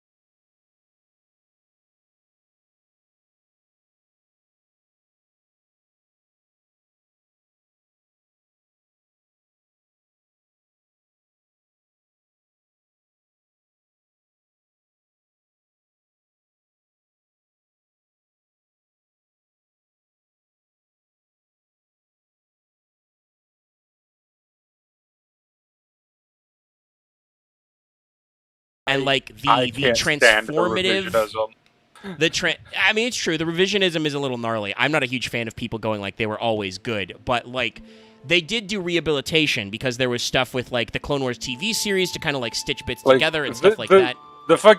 The Revenge of the Sith is a fun movie. That's the most I will ever give the prequel trilogy. I think Revenge of the Sith is a fun movie. Well, that's what I wanted to say, movie, Dallas. but Right? it's fun. We watched all of the George Lucas original 6 for our movie night. That's how we kicked it off. And we watched Spaceballs in between. Attack of the Clone is probably the worst one out of those 6. Phantom Menace is honestly a pretty decent movie. It's just that Lucas had a really bad habit of every single scene had to be like spaced with like a comedic beat. It's usually Jar Jar, but not always Jar Jar. It's not always Jar Jar. Like he always felt the need to like he's like, okay, I don't know how to end this scene. Either we do a weird transition that doesn't make any sense, like Darth Maul comes out of the desert out of nowhere to try and kill the fuck out of Anakin and Qui-Gon, right? Like it's a really awkward cut in the movie. I'm like, it's a cool sequence, but it's weird. So there's like either it's an awkward cut or he does a joke, and I'm like, that was bad. Which is why, by the way, the ending of Phantom Menace fucking slaps, because there's no comedy, like, hardly at all. Like, there are a couple of Jar Jar gags, but they're all physical gags that are surrounded by, like, explosions and shit. Like, it's just the multiple planes of action, and it really slaps. All right. We should probably get Lord back of to the the Rings. cards, as Chad has reminded us. Yeah. Legolas is on screen. I Legolas, actually didn't the realize we Master got it 'cause Archer. I, like my previous pause. That's right. I realized I had that one. Whenever you cast a spell that targets Legolas Master Archer, put a 1/1 counter on it. He is a elf archer, 1/4 mono green. He's got reach. Whenever you He's an cast archer. a spell that targets a creature you don't control, Legolas deals damage equal to its power to up to 1 target creature. So this is a pretty telegraph build of like fighting spells. Like this is a deck for fighting and killing things with green spells. Yeah. It's A kind deck of for fun. shooting people. I really don't like most of the Legolas cards. Like this is the best one, I think, but we did talk about this. Like there is not actually that much to do with Legolas as like a character role. Unfortunately, much like his character, his cards are kind of boring. Like this one is good, but it's still boring. Like I appreciate Legolas because he is like one of the few characters besides Gandalf. So especially once Gandalf exits, who like knows his ancient history because he was there or his dad was there or something like, or his second cousin or whatever. Like, so he knows, like, elf history and shit, and he's, like, a pretty cool guy who, like, I don't think he's ever, like, truly shaken by the shit going on around him.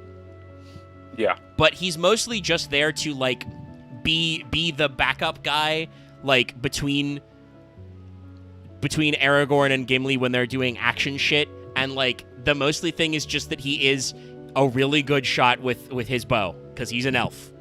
Like, that's it. So, like, I assume Elf Archer is probably, because of Legolas, a pretty common magic creature type combo.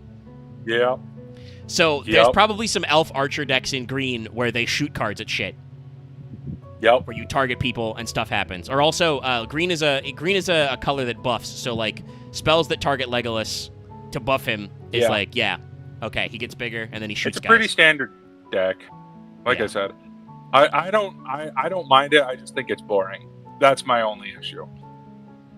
Now let's talk about someone who isn't boring, and at least in Magic. In the book, he's not that far above Legolas, but I think his card is insanely more fun.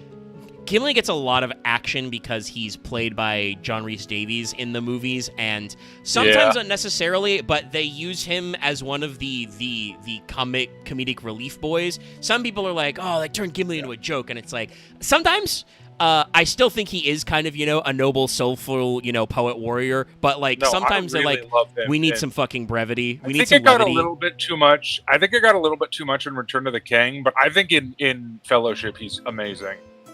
No, like they do a little bit of the what's called Flanderization, where like they start to exaggerate his character bits a little bit, but I think for the most part he's still really good. And like even when they do a little goofiness at him,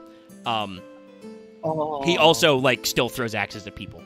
I saw a post recently that made me laugh, which was about the elves in the forest, which is, why is there a dwarf in my forest? Gimli, your wife is hot. Okay, this one can stay. He's balling. He knows what's up. No, Mournful that's a Avenger, different though. dwarf. That's a different dwarf. I'm sorry. I'm sorry. Dwarf warrior. Gimli is I'm thinking- indestructible so long as 2 or more creatures died under your control this turn. And then Makes sense. whenever another creature you control dies, put a 1/1 counter on Gimli. When this ability resolves for the 3rd time, Gimli fights up to 1 target creature you don't control. Yeah. So I've built Gimli as a deck. It's hilarious because his best friend is Eldritch Abominations, called Eldrazi. Not the big boys, the little ones. Because Eldrazi have a mechanic called spawning, which makes these tokens that are 1/1s that you sacrifice them and make a mana, a colorless mana. And a lot of those cards are in red and green. So you can trigger his ability by sacrificing the little ones, and you can make Gimli fucking huge. And then you beat people to death with like a 30-30. Big Gimli. And also, like, he gets to do the... We've talked about this before. Yeah, he gets to kill everything every time you sacrifice at least 3. Fights up to 1 target creature you don't control. Like, that's not in combat. That's just, like, you get to cause a combat outside of the combat step. Yeah, they deal damage to each other, and then because Gimli is already indestructible, he cannot die. Yeah, so he just starts swinging. That's very fun. So, yeah, he's removal on a stick in your command zone, which is great. No, I built an Aristocrats deck with him. I love it. Aristocrats is just the term for you sack stuff for profit. Which is not usually in these colors at all. All right, who are we missing? Oh, right. Yeah, the like secondary main character. Which one of his because of 50 course, cards? Tolkien is writing a mythologicalization of the British Isles, Beowulf. and he loves Beowulf, so he can't miss a chance for a once in future king. Yup. I'll just go with his big popular one. Aragorn the Uniter.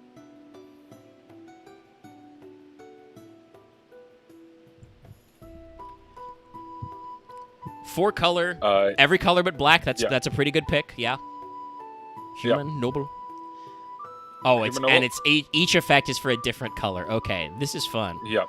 When you cast a white spell, create a 1/1 human soldier. Yep. Creature token. When you cast a blue spell, scry 2. Scry 2. When you cast a red spell, Aragorn deals 3 damage to an opponent. When you cast a green spell, creature gets 4/4 until the end of each turn. That's very fun. All of those are like basic bitch shit that each of those colors do. Yeah. I would say particular note to the green one being probably the strongest. Yeah, I mean, +4/+4 until the end of the turn seems pretty good. Yeah. And these are all non-once per turns. These are just whenever you cast a spell of these colors. Yeah, there are many Aragorn, I play my entire deck thing. Spoiler, he is the second most popular commander in the set. No. Yeah. But yeah, that's it for the Fellowship. Like, obviously, they all have like 50 other cards, but Of course. Well, and I mean, and we talked about this, wanted right? to Like, show there's the a whole most bunch of fun. interesting ones. Yeah. So Zed, to go into D&D a little, Zed's talking about it. Yes, this is the reason why Rangers in D&D are, I was about to say schizophrenic, but that might be slightly ableist. They're all over the place. They are scatterbrained and pulled in multiple directions, because what I think the old school D&D writers were looking for was Aragorn when they made old school Ranger stuff, because in the first edition of D&D, like in advanced D&D, when you were basically doing like wargame units, elf and dwarf were classes. They were roles you could play. Elf was, I think, just like fighter, but with a little bit of magic. And I don't actually know what the difference between dwarf was. Was dwarf just fighter but tougher? I don't know. I should look up my so. old school D&D. But like they were just like different flavors of guys. And if they did have, hobbits or halflings, that would basically just be like thief but better. Bard was the original character that was fighter, mage, and thief all in one. So Ranger is a little weird. Nowadays, Bard is its own weird-ass thing, and Ranger is the fighter, mage, and thief. But, like, they do get really weird. I talked about this a lot when I wrote Gensakai, which is just like, Ranger's like a very core class concept to these kinds of tabletop and computer RPGs, but also is really weird. But, like, Aragorn for, like, at least the first half of all three Lord of the Rings. I kind of like what they did like with this guy. Ranger. Like, obviously, I'm biased towards 4th edition, but I do like what they did with Ranger and Fighter in 4th Ed, where they're basically the same class, except Fighters are the tank and Rangers are the DPS squishy version. Yeah, basically. Like Fighters just get... Actually, both of them just get a lot of abilities that are just about doing weapon damage, basically. But it's like, you do them in different ways. And it's like, Fighter is like, do weapon damage, mark enemies, taunt enemies, don't die. Yeah, Fighter was one of the 2 tanks. It was Fighter and Paladin. Yeah. And then Ranger 1. was a DPS. Striker. I have heard some people say that, like, Ranger, like, when you look at the whole game line, Ranger maybe should have been a martial controller. But... Yeah, I can see that. But when they were doing the core roles, like, I think it being a striker that was different than Rogue, because Rogue is a very specific type of DPS, it works out. But this is very fun for Aragorn, because he literally is the uniter, right? He's just like, okay, every faction that's not mono black, and this get is in here. obviously him at the end of the movie. Yeah. Let's go into some more heroes before we do the villains, but not part of the Fellowship. Speaking of uniting, let's talk about some of the people Aragorn united. Like fucking ghosts! The ghosts! I do think Aaron's saying Warden. I do think the Warden was... Because I don't think they had any primal characters until Player Handbook 2. Yeah, that was PH2. Warden was a defender primal. And then the the divine primal was paladin, the martial primal is fighter, and the arcane sword mage was the defender arcane. Yeah, that was a weird one because I think from that was like in, like, a weird supplemental book. Yeah, it was in like a side. Yeah, it was a. Yeah, I think it was the Eberron book.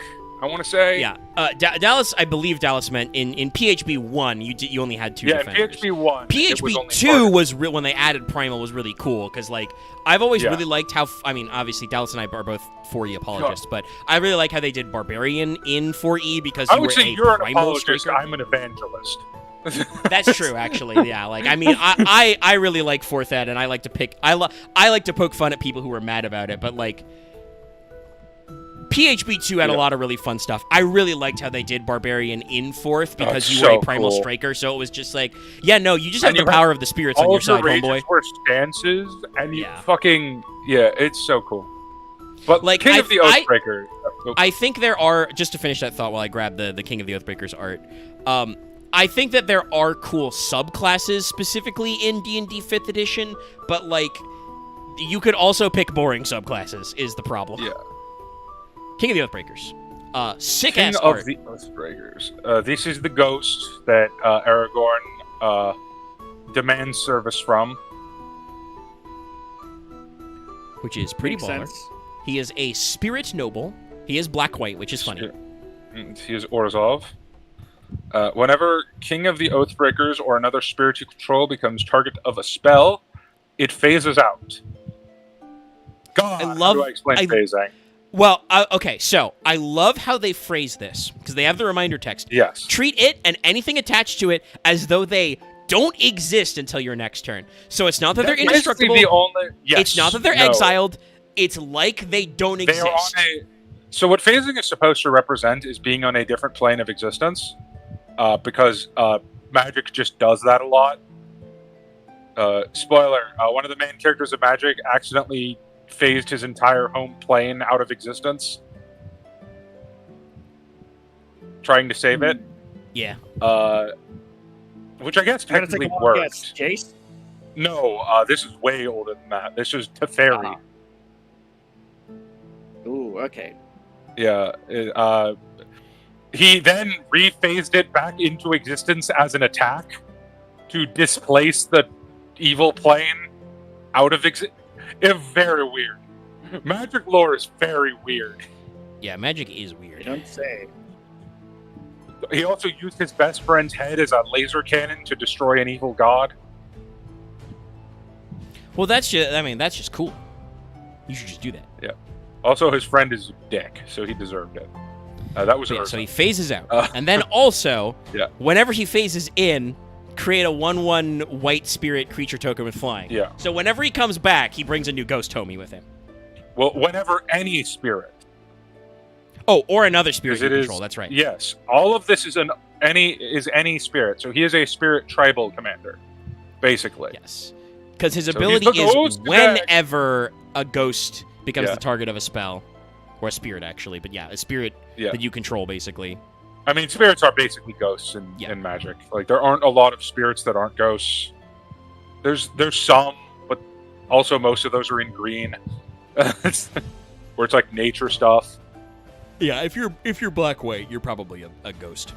But yeah, so especially basically- white. So the idea is that basically whenever your opponent can't target you with spells because Yes. any of your ghosts just go away. Like Yeah. you do need to worry about them targeting all your, because it's in this is mandatory. It phases out, not you may phase it out. It phases. So that's a mandatory Yeah. trigger. It is a mandatory trigger. And I assume if King of the Oathbreakers goes first because he no longer exists, his effect isn't in effect. Is that how that See, works? this Sorry, I realized I asked an existential question. I understand. Kind of. It Maybe So, is what we're getting There's at. this thing in Magic called layers. And layers... So yes, his effect still lingers kind of sometimes. That's what I'm going to say. I'm not going to Okay. get into a discussion about The layers. answer is maybe. Yeah. Sorry. The answer is, if you build this deck, learn it. Yes. Okay. Yeah. But hypothetically, it means that basically your opponent can't target all of your shit. They No, well, Aaron, I wish it was as simple as the stack. It's not the stack. It's the other thing that is barely ever used. But so, ideally, basically, your opponent can't actually target any of your spirits, because if they do, they just fuck off. They're gone. They become phased. Now, this does mean that you do have to worry about your opponent individually targeting all of your guys, and then you don't have any blockers left, and they just fucking punch you. But if you don't die, all your guys come back with more guys who are all flying. Yes. Yes. This is the Ghost Army deck. Yes, I like this. This is fun. Yeah. This is funny. It's a very popular deck. Or who are some other heroes that aren't like? Do we have it? Let's do some cards. Let's do some cards. We've been doing all Some cards. legendaries, and there are a lot of legendaries. But Throw me a few cards for oh, fun. here's a card. Here's a card that, I mean, they're kind of legendary, but also kind of not. The boys. The boys. The Nazgul. Wraith Knight. Yeah. You want to talk about the impact of Tolkienian fiction, right? These guys are an archetype that has persisted. Like, there's like more or less these fuckers in like Warcraft. Like, Well, they are. there's these kind of. They're kind of just the Wild Hunt. Kind of. Yeah, no, I mean, they are kind of the Wild Hunt, but, like, I think Tolkien was one of the first to, like, take the idea of the Wild Hunt, you know, the Black Horseman, and be like, no, there's a guy directing them to do bad shit. They're not just, like, a metaphor for, you know, being run over on a road in the middle of the night because nobody can see anything because there's no electricity, or, like, you know, being struck by a lightning bolt in a storm or something, right? Like, Yeah. the spoilers chat. The Wild Hunt is probably a metaphor for like sudden natural disasters or just shit happens. Like you're supposed to like stay indoors when the Wild Hunt comes out and makes a sound like a thunderstorm. If you're passing by a road and you see the Wild Hunt coming, you're supposed to like duck out of the way or sit in the middle of the road, i.e., don't get hit by like horses or carriages running away on roads. Kind of a thing. Like it's a metaphor for sudden accident. Whereas Tolkien was like, what if the Wild Hunt were like 9 guys and they were bad news and they're chasing you forever. And really, only one of them had a name. Only Except one of them is was coolest. Except one of them is secretly a I love though, Sildor. again, talking about Tolkien's ambiguity, right? He calls them wraiths. And we talk about the wraith world, and like when Frodo puts on the ring, he sees them as like weird ghostly guys under their robes. But like sometimes people think of them as being intangible. We don't know that. We just know that they're covered by robes all the time. And like you can't kill them. That's it. That's all we know. Unless you are a woman. Well, yeah, but that also that is just Shakespeare. If you don't get it, that's just Macbeth. That's just specifically. That's actually so specifically. Actually, what happens is I think Tolkien read Macbeth and he thought that no man of woman-born solution, and that was stupid. He was like, "That's dumb. What if it was a woman and a hobbit?" Because in Macbeth, it's just a guy who had to be delivered by like emergency cesarean. A C-section. Yeah. Yeah, it's like like obviously. Because Shakespeare was loosely basing that, I think, on some actual like Scottish historical fiction. So I don't know if that's a prophecy thing that like he borrowed from earlier writing. But like obviously in Shakespeare's time, it was like way less common. Nowadays, like there are so many motherfuckers who are born via C-section who could be no man of woman born kind of a thing. It's like, okay, all right, no man can kill me, and he's just like, well, I'm a woman, and that's a hobbit, so get fucked, nerd. Jeez. But yes, Death Touch, whenever they enter the battlefield, the ring tempts you.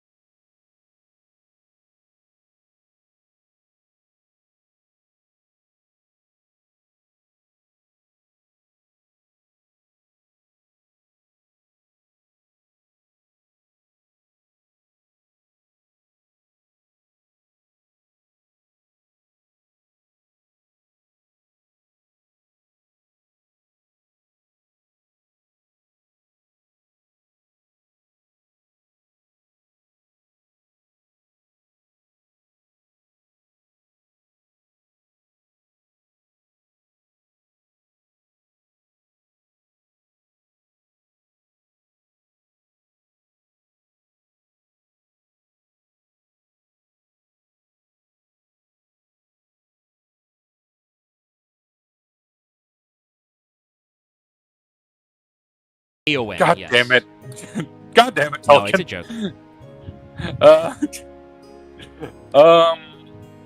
The Shield Sister, not the Elf Woman.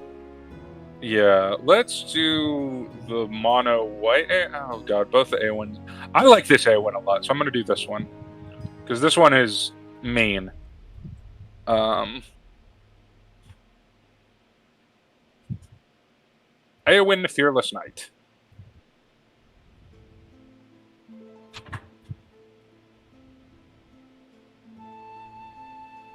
All right. Oop, nope, sorry, wrong tab. Almost tried to dump this image straight into OBS. Yeah. All right. So yeah, this is one that probably pretty clearly pairs with Mary being. I think most of her cards was mentioned earlier are red white, Yeah. but Well, this one is Fearless Knight. She's on horseback. She's a red white human knight. It's more that both of the, like Rohan essentially gets red and white. Like that's kind of what their shtick is. Yeah. Like Theoden is also red and white. Do they have good believe Theoden and bad Éomer- Theoden? They do not have bad Theoden, sadly. Ah, it's funny. They only have good Theoden. I believe Éomer is red. Is he red? I can't remember. I want to say he's red.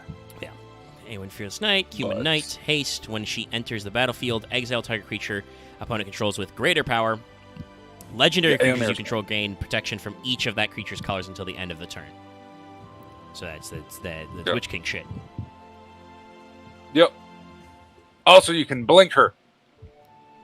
Yeah. It's when she enters the battlefield. So just keep exiling stuff. Yeah. Very fun. Very Like fun. she's fine. I like her commander version that we looked at better. The Éowyn Shieldman. That Yeah. card was that card's bonkers. This card's just kind of fine.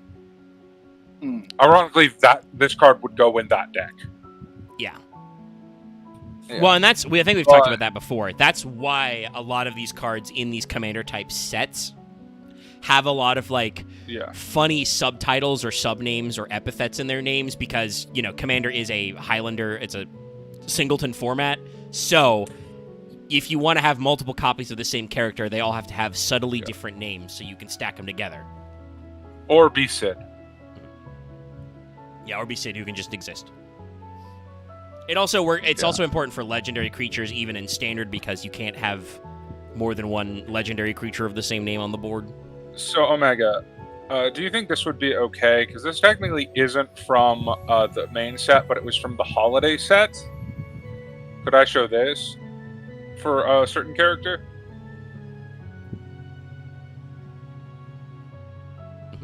Yeah. All right. So I'm gonna post up a Galadriel card then.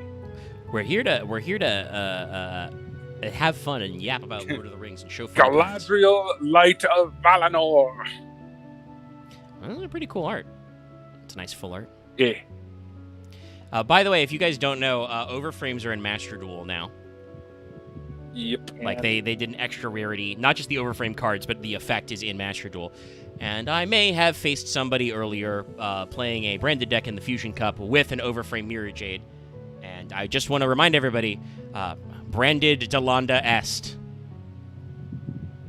Quick dumb question. They added overframes. Are my boys overframed? Oh god, I don't remember what all actual overframes there are. They have a couple of the new dragons in. I don't think all 4 of them are in Master Duel yet. I know the new Clearwing is, and I think the new Starving Venom might be. I don't know if Pendulum and Xyz are in yet. Okay. But they do have the 'Cause I overframe saw, variants. I saw, what was it, Shining Wingman, and I'm just like, okay, I don't care.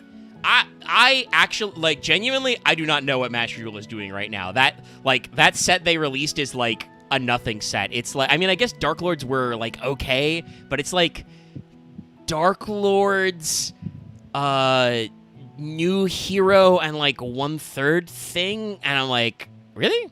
What they're doing right now that's pretty good is that Master Duel's getting way better about secret packs, which is, like, they're doing a lot of stuff to, like, make secret packs less dog shit and, like, make the archetype combos better or make newer mono type like secret packs. They're finally putting shit like Canine and Draco Tail in individual secret packs, like literally months after they're not meta anymore.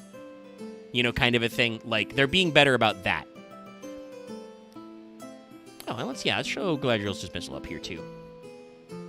Yeah, it goes with the rest of this. It's part of the little set thing. And the same artist, you know. I think they're meant to be. They're not meant to line up this direction. Well, but yes. no, they are. There's cards in between them, but I don't know which ones they are. But let's see. So, Galadriel, Light of Valinor is a 3-color, 5 Yep. mana, Bamped. blue, white, green. Seems legit. Elf Yep. Noble. Whenever. Alliance. Whenever another creature enters the battlefield under your control, choose one that hasn't been chosen this turn. And just add 3 green. Cool. Great. Sick. Yep, that's very green. Put a 1/1 counter on each creature you control. That's very white. Scry 2, then draw a card, which is blue, obviously. That's very blue. Yeah.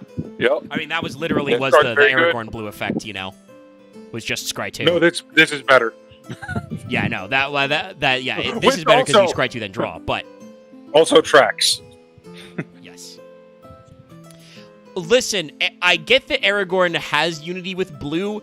Aragorn himself is not actually that much of a blue guy. Like, if there's a faction who is blue in this universe, it's wizards and, like, really old elves. Yes. Because, like, there's not... we talked about this before. There's not actually a lot of fucking magic and shit in Lord of the Rings. Like, it's a very magical high fantasy setting. Also, Dallas, your fan's Sorry. getting a little away from you again. But, like, Gandalf never casts a fireball. Like, honestly, if Gandalf does anything magical, he makes, like, light without heat a couple of times, and he might shoot some fireworks at some guys. He does actually cast exactly 1 fireball. Let me pull that card up. Technically not a fireball, but him breaking the bridge is like no, that's this ambiguous because he smote upon the bridge. Oh yeah, I mean that's the thing though. In the narrative, he says, "I am servant of the secret fire, wielder of the flame of Arnor." That doesn't actually in the narrative.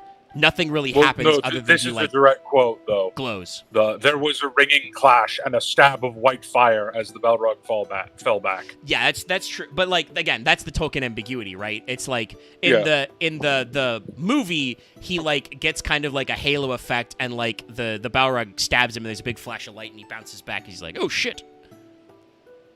Yeah. Well, I'm just saying there is exactly fire one time. Yeah, I mean, and that's him using his ring to draw on it, you know. Yeah. But yeah, he doesn't. If Gandalf gets to cast fire magic at all, it's usually a firework. And I think we talked about the hack and slash games, as Gandalf the White, I think he can shoot a magic missile, but also it's a hack and slash video game. He needs a ranged attack gang. Yeah. But yeah, so Galadriel very strong with those. I think those he can numbers. set his sword on fire. I think. Yeah. That also could Galadriel's speed magic dismissal. spells. Yes. 1 white, but with a kicker. You can pay the Yep. additional kicker cost. Target creature phased out. And so it's kicked. Each target creature the player target player controls is phased out instead. Yeah. So this is a great spell because it's both offensive and defensive. You can Yeah, it's either an save your board or go, hey, suddenly you're open for attacks. Yeah. Dark fire. Sorry. Dallas is seeing chat.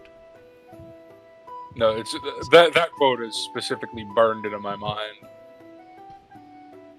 God, I mean, you want to talk about, again, legendary casting. Ian McKellen in that was... Dallas and I were talking about that a little, but that was a crazy sequence of years for Ian McKellen because he got to be both Magneto and Gandalf. Yeah. And and here's the thing. I don't know what it is. I don't necessarily view him as Magneto. I don't have... obviously he did great as Magneto, but I don't view, him as intrinsically linked. I can't not see Gandalf as Ian McKellen. No. He brought the heat as Gandalf. Yeah. He's bringing his A game. Honestly, it's because Magneto's been through some dumb shit, and he's got some Changes. different looks. Like, And I a think he different was, name. at the time, perfect casting as Magneto, but, like, also, I think, he's great casting for Magneto in those movies. yes, in those movies, he's a good fit, because he gets to bounce off Patrick Stewart. Like, I think, actually, honestly, in, like, the first-class timeline, not that all those movies are that great, but, like, Fassbender Magneto, he also does a pretty good job as, like, a young, hip Yeah. Magneto. The first two of those movies was great, and then. Yeah. I mean, First Class has some flaws, but it has some really, really hype shit, too. Yeah, and Future Past is also pretty good. And then Future Past is really cool because, like we just said, you get to see both old and young Magneto at the same time, and they actually do some real and good shit then with that. what was the third movie? I can't even remember. Age of Oh Apocalypse? yeah, third was Age of Apocalypse. Oh my god, that was awful. I didn't watch it, and I'm kind of It's thankful I so didn't. bad. And not even like fun bad, like the new like the Sony Marvel movies are all bad, but they're so funny. Morb. Like Kraven the Hunter is a fucking hilarious movie. Good old Craven. But yeah, Gladiator's Missile is pretty sick. Dallas posted it, so I will post it. Flame of Arnor. Yeah, Flame of Anor. Flame of Arnor. So I put an extra R in the sound. It's Arnor. But Gandalf says it pretty shaky.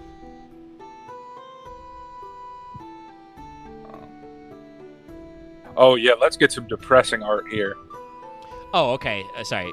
Zed linked me the whole art piece as it goes together. So I was gonna say that like Gladiator's Missile was like bottom left. Okay. It's like a little. Sorry, it's just the marketing of this is crazy. So I'm gonna show you, chat, what the not all 6 card images, but I'm gonna show you the packaging they come in if you don't know, and just like. This is how Magic the Gathering is moving, okay? This is the kind of motion they're the Final doing. Fantasy box. They also did 3 for Final Fantasy. They did a bunch for. It's Marvel. like selling you. It's It's like gone selling you a crazy. puzzle, but it's not a puzzle. It's just 6 Magic cards. Well, no, that you can it's- combine to and make an 3 art booster, piece. and 3 booster packs. Yeah. No. They do also tuck some booster packs in there, but yeah, like Well, because it's like Yu-Gi-Oh is $40. not quite doing this move. Oh yeah, definitely not. But yeah, Flame of Anor is a 3 pack, a 3 A 3-per? juice. Yeah, 3 Yes. drop. But it's an instant in red blue, which is the thing for it. And then if you control a wizard, you can choose 2. Otherwise, choose 1. This is a very this format for I've recognized this format for blue red's very common. This is like literally we saw several of these with like Final Fantasy spells as well. But choose 1. If you control a wizard, choose 2. Target player draws 2 cards, destroy a target artifact, deals 5 damage to target creature. Yeah. Was were the sets lined up that you might be doing like you might have VV cast in the Flame of Anor? Well, Flame of Honor was never standard legal, so because Lord of the I Rings do was think you never also did standard. do some. So Yes, I do think you also did some VV and Commander though. Oh yeah, goes you the other way, probably right? Yeah. I don't. You probably play VV Flame of Anor in VV, I would guess. Just because it's draw 2 mana, 3 mana, draw 2, deal 5, which is pretty good. Yeah. Yeah, we should probably talk about this one. This is another pretty good card. Sorry, I I'm feel just like we've getting my mentioned last couple of cards. spiteful banditry before, but let's throw it up. I think there, I've 'cause mentioned it, but I don't think we've ever shown the art. Yeah, I don't know if we've actually shown it. This is the scouring of the Shire. You can tell because there's smokestacks and water wheels, and also these hobbits are being oppressed. One ill turn deserves another. No, we haven't talked about Spiteful Banditry. There was a card in the Commander set called Subjugate the Hobbits, which is a different card. I feel like we've mentioned Spiteful Banditry before, but I don't think we've shown it. Yes, because this card art doesn't look familiar, but the name sounds familiar. When Sauron was so salty about being beat, he's like, okay, you know what? Fuck Salty you. run back. Alright, fuck you, hobbits. You gonna beat me? Salty run back. Anyway, and he got shanked. I'm just thinking back to Gandalf's like line from the start of Return of the King, which is he has no power. Smash cut to Saruman destroy the Shire. It's like, well, what now, Gandalf?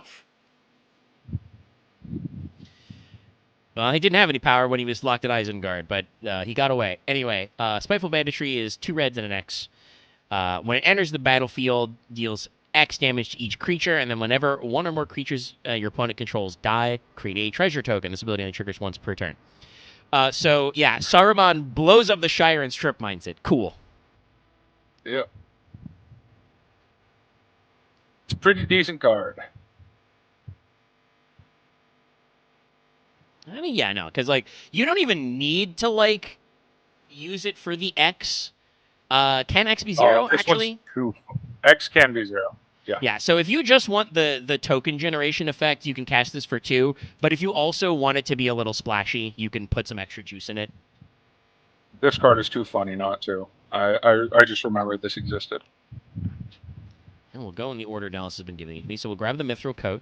Yeah. This specifically aping the scene where they rip open Frodo's shirt to see that he's not dead. Yeah. Also, by the way, there's a lot of extra shit with, like, mithril and spelling it different ways.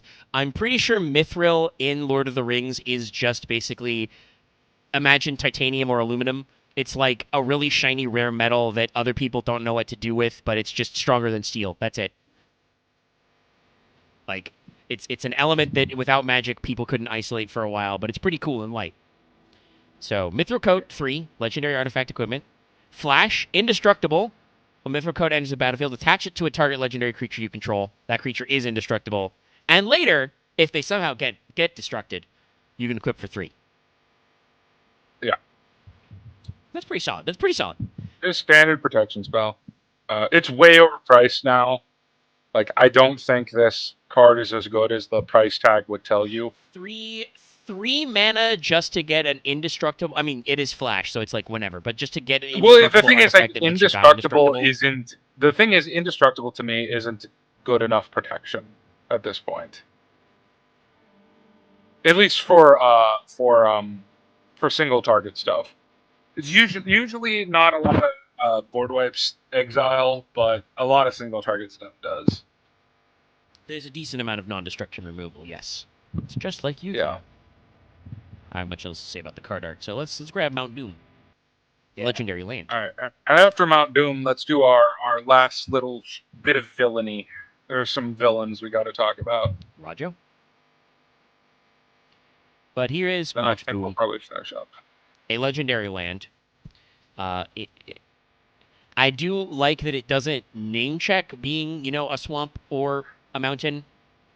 No. But it is a fire mountain, so it's black and red. Or black or red, I should say. Yeah. And then also, you can pay 1 plus black red, tap, deals 1 damage. And then 1 of each color in the next row. Or you can pay 1 each and then 5 others, tap, sacrifice Mount Doom and a legendary artifact, choose it to 2 creatures, then destroy the rest, activate only as a sorcery. That's right, baby. It's the end of Lord of the Rings. Just the end of Lord of the Rings. You throw the ring into the fire, Frodo and Sam get out, everybody else get fucked. I think I know what order I'm going to do this in. For the villains. Pretty good card art for this guy. Oh yeah. Saruman. Of many colors. Yes. Which is his villain arc because he gets... Saruman is a dumbass. Well, I mean, actually, no. I mean, Tolkien knew he was doing this when he wrote this because Newton had proved the splitting of light with prisms like hundreds of years ago. Not that Saruman would know that necessarily, but like Tolkien would know that like white light is just all the colors kind of like mixed together. So Saruman is being a dumbass when he's just like, no, I can't just be white, okay? I have to be of many colors. Ooh, look at me, look how shiny I am. Ooh. Yeah. Gandalf I just like smokes to his think pipe. that he chose. I like to think that he chose the Saruman of many colors thing in between the time Gandalf kicked him out of Theoden. He's like, oh, if you're going to be Gandalf the White, then I'm going to be Saruman of many colors. Unfortunately, I think I know it doesn't he doesn't line up introduce like himself that, as but many yeah, colors when Gandalf visits him as gray? He does. But I really wish that was the case because it'd be very funny. It would be much more funny if he decided it after Gandalf did his upgrade. I think it goes the other direction now, and Gandalf becomes Gandalf the White just to let him know, hey, Saruman, many colors is dumb. Anyway, Saruman of the exactly 3 colors, actually. Yes, Esper. Yeah, black, blue, white. Avatar wizard. He has a special type of ward, which is discard an enchantment, instant, or sorcery. Yeah. Specifically to ward himself. And then whenever you cast your second spell each turn, each opponent mills 2 cards. When one of our cards is milled this way, exile a target enchantment, instant, or sorcery with equal or less mana value. Then that spell from an opponent's graveyard. Copy the exiled card. You may cast the copy without paying its mana cost. So once again, Saruman Strip Mines. Yeah, this is a theft spellslinger deck. It's very finicky. Yeah, we have talked before about how this kind of like exile and copy thing is kind of like not uncommon, but it is weird. I really like this Saruman's design. No, I like it. This is weird, but it's a commander. We've talked about this before. This is explicitly a commander card. He's designed with multiple colors, so you're supposed to play him as commander. This guy is designed so that when you, if I understand correctly, I'll say the metaphor, and people feel free to correct me in the comments on the VOD later or whatever, in the chat right now, whatever's. The way a lot of commander cards work that are clearly designed to be commanders is they're designed so that Wizards shows you this card and, some segment of the audience gets activated like a sleeper cell and goes, ooh, I want to build that. Yeah. Yes. Yeah. Yeah. Like that's how Commander works, is a lot of them are meant to just be weird niche cards, but they're designed that way so that somebody goes, oh, that sounds interesting. Can I make a deck out of that? Yes. Oh, Omega, can you please transition to the next one? Because I have perfect transition. Okay. Because speaking of that... It's grand.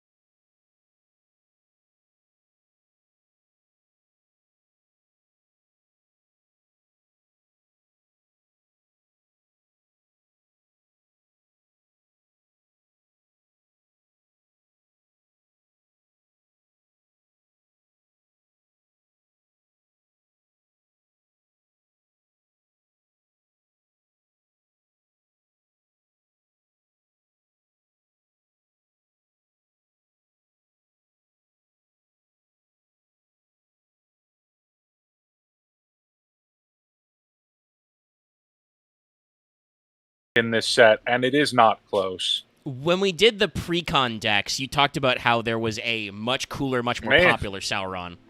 Yeah. The Commander Sauron is definitely Sauron at home. Yeah, by a lot. The pre-con boy. So Sauron the Dark Lord, he's 6 mana, he's 3 colors. Red, black, white, green. It's gonna share. Not green, blue. I can read colors. Sorry, Red, we do it in like 2 hours. Actually, no, it's almost 3 hours because it's almost 10. But this is, I believe, Dallas said this would be the last, so we're going to wrap this up. Yeah. But yeah, Dark Lord is red, black, blue. This all fits.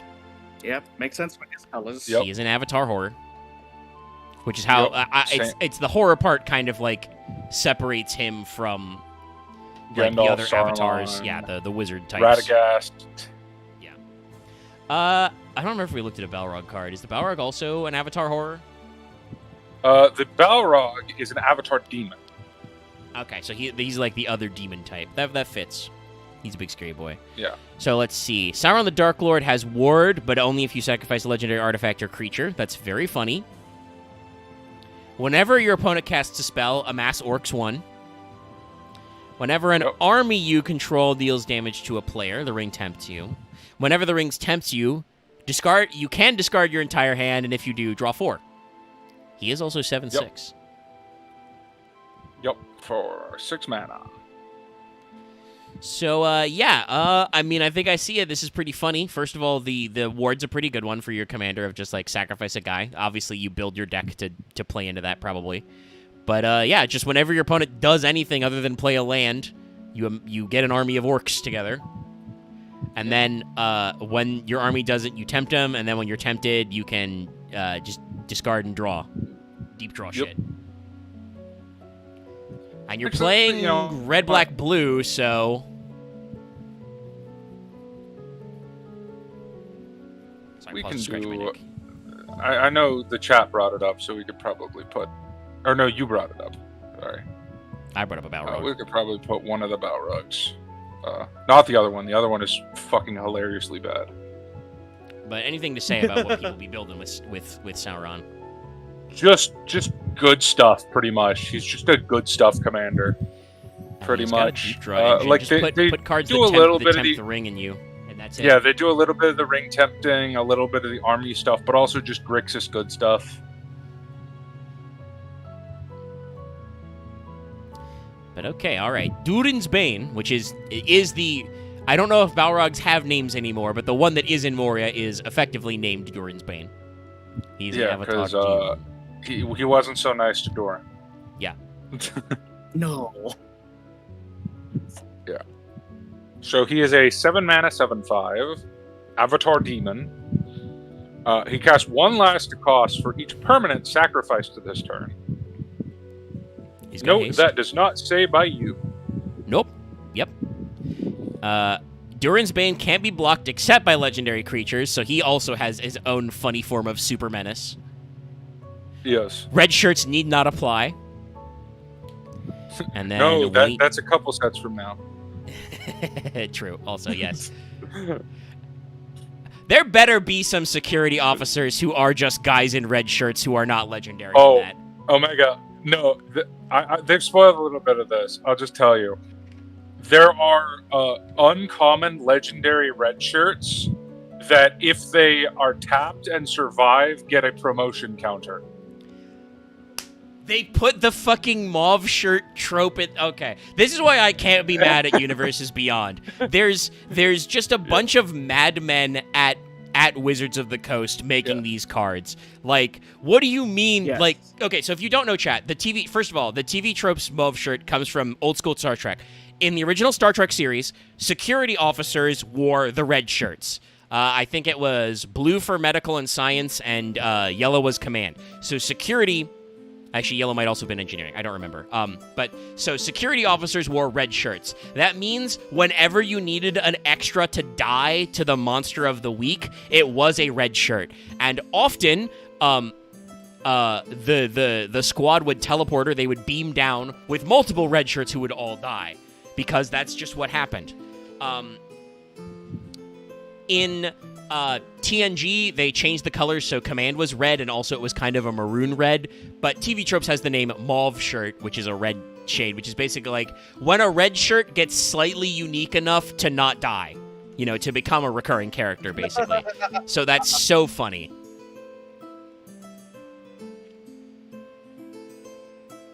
But yeah, so Durin's Bane, also when he dies, he drags Gandalf into the pit. Destroy target artifact or creature that opponent controls. Yep. And you can abuse the fuck out of that.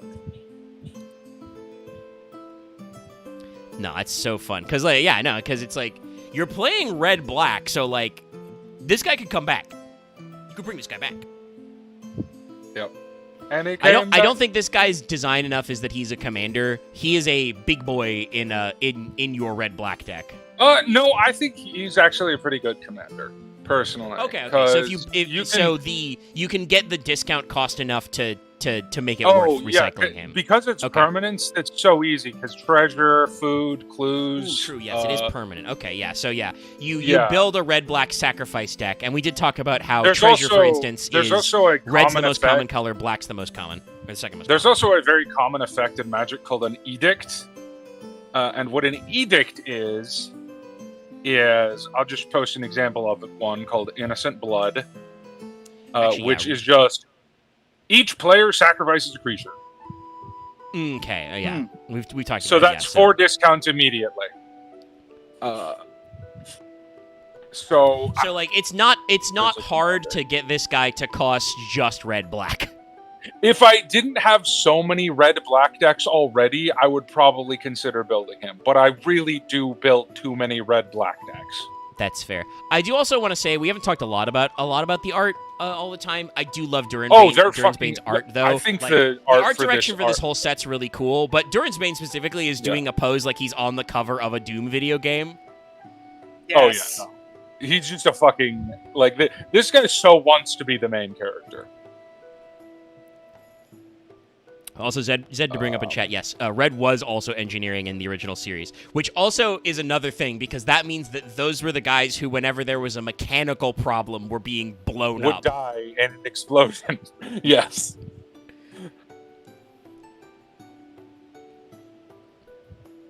Look, I know people hate the Universes Beyond thing sometimes, but I just think it's so fucking funny. No, we get to do some very funny stuff with that. That's good. I like that. We will probably insert that at some point too, just to laugh about it. But yes, Durin's Bane, good card. Yeah. Not a very funny stuff we can do. What's one we can end this on? Ooh, have we missed any major characters? No, not really.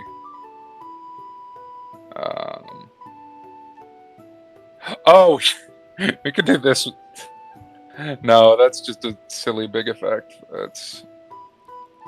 Actually, no. There's one character we kind of missed on. She's kind of important to the meh.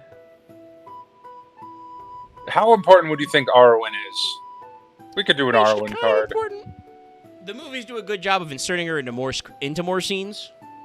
Yeah, I think actually. movies. I think that's a good idea. It's funny. I think the movies did Eowyn dirty, and they did Arwen like the opposite of dirty.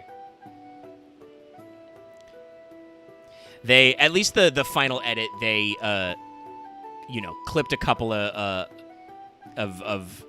Eowyn's moments from the final, and they did like change some of the pacing a little in Two Towers, which was a very busy movie. Yeah. But we added Arwen to extra scenes and like let her. I mean, so here's the thing, right? You're making an adaptation. I think correctly, they looked at the cool elf guy who rescued Frodo originally and just went, this guy will literally never show up in this narrative, like, again. What? You mean, what's his fucking name? Because I think he actually has a magic card. I mean, he is like a guy that's like, he seems cool, but also because he doesn't come back. No. I don't think it's Celeborn. Or is it Glorfindel? No, it's Glorfindel. Yes, that's Glorfindel. That's it. Glorfindel. And he's just like, like Aragorn is like, my good buddy Glorfindel, and then Glorfindel doesn't come back. And Glorfindel is not returning in this movie. Like I think that was a correct call to realize that like that guy would not be in the script of Lord of the Rings movies further, and go, well, we have to cast Arwen anyway. What if we had her show up early and start building her character arc with Aragorn before the hobbits as our viewpoint characters know anything that's going on, you know? I'm just forever salty that they took out Eowyn bitching Aragorn out. I'm pretty sure Is that there's in a the couple extended of scenes that resemble that in the extended cut, but I think Yeah, I'm but they pretty did, sure, they took her big speech out where they're literally all about to go off to war, and it's like, you should stay home. And then Arwen has a like half a page long speech. Oh, Yeah. fuck you and fuck your friends. She's just like, no, motherfucker, I am also a legendary heroine with, you know... I am the leader of House Aor because my father got possessed by a wizard. Well, also it's her uncle And too. my It's like brother it's her is- sister's Yeah. brother is the king. So like she's like, no, dude, I'm in charge, okay? My cousin is somewhere that Gandalf will eventually find him. Well, and also, you know, she talks about like the shield maidens of Rohan, the spear sisters. She's like, hey, buddy, I've got as much pedigree as you do, okay? And Aragorn's like, Yeah, all you're right. just some random dude from the north. Strider. I think she And- literally calls him Strider at one point. Probably. I think a few characters remember that one much deeper in the than the movies do. Yeah. And I What's don't think that, Aragorn Mr. senses her as much again. It's very Ran funny away also from talking about all the different art Aragorn is directions. much nicer in the movies than he is in the books. Not to say he's mean in the books, but he's like a super nice guy in the movies. I think Aragorn in the books is much more to the Beowulf side of the Once and Future King, where like he's not afraid to like he's not like necessarily like a drinker and a partier as such, but like he's much Yeah. more willing to be gruff and distant. Whereas like the movie coding is much more like no, Aragorn, Arthur, an Arthurian Once and Future King. Like he's gonna be a nice, cool boy. Like pop culturally, I think it works. I do want to end with the one after Arwen because I Okay. remembered something specifically about that card. I do want to say about Arwen I need is dark. the talking about the art styles, right? So we've had a lot of very different art styles. This is just Liv Tyler. Like this is like we just like looked at her Yeah. actress and some shots from the movie and went, we can redraw that but fancier. Yeah. Yeah. Just It's not bad. It's just like that's just what you did. changing your words. But I will say, once again, the flavor department, 10 out of 10, because Arwen enters play with an indestructible counter, She is immortal. and then remove an indestructible counter, another target creature gains indestructible, then put a 1/1 and lifelink counter, be protected. Yeah. 10 out of 10, no notes. Gives up her immortality to save Aragorn. Yeah. And then they get lifelink, which I mean, that wasn't part of it, but some mechanical stuff. She's white green. Aragorn usually has some White- white in there. I Lifelink is, I think, a every white and green I thing. think every Aragorn is white something except Yeah. for Strider, who is red-green. Tracks. He's technically undercover when Yeah. he's Strider. But yeah, like that's Yeah. just like if I remember correctly, lifelink is. I mean, lifelink can be anybody, but it feels like it's Primarily white. Yeah. It is primarily white. Like that is. I mean, there's also some lifelink, a lot of lifelink in black. Vampires. Because baby. vampires. Yeah. Yeah. But yeah, the last one, the last Avatar horror, or the last Avatar character. Yes, Sharky, Tyrant of the Shire, which is it's Saruman in disguise, gang. Yeah, it's Saruman with a tiny teacup. So, Sharky, Tyrant of the Shire, activated ability of lands your opponents cannot be activated unless they're mana abilities. Basically, Sharky, Tyrant of the... specializes all Yeah. your lands. Your opponent's Sharky Tyrant of the Shire has all activated abilities of land your opponent's control except mana abilities. And then mana can be spent of any type can be spent to activate Sharky's abilities. The reason I wanted to bring this up, other than I love this card because I spoiler, there's another one I built as a commander. It's very funny. As a land exchanging deck, it's a very silly deck. But the rules for this card just changed. Because of the Hobbit set, the rules for what a mana ability is have changed. So any ability that affects your library as a cost that involves a mana ability is no longer a mana ability. So if you specifically, there are cards that say mill a card, add 1 mana of a type. That is no longer a mana ability because it affects your library in some way. Interesting. So this card got a little bit sillier.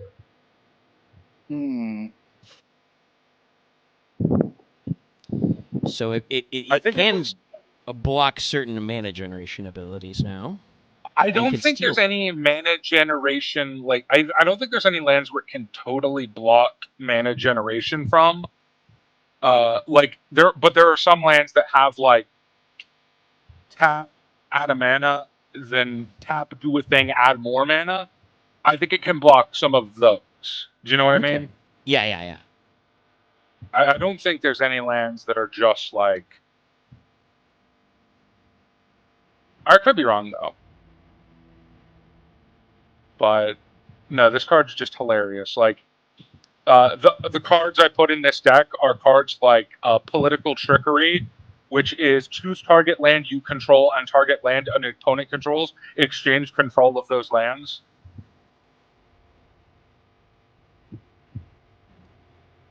I'm nodding. Yeah. Yeah, you could just do a bunch of silly shit with this. And the goal of the deck is to make Sharky into a weird combo piece that somehow wins you the game through land ability. It's a very dumb deck. It's not good. It's like bracket, like, 2. I would kind of assume it's that it's not good. No. But it's But he is the only one that can do it. Although it also does shut off fetch lands, which is nice. Yeah.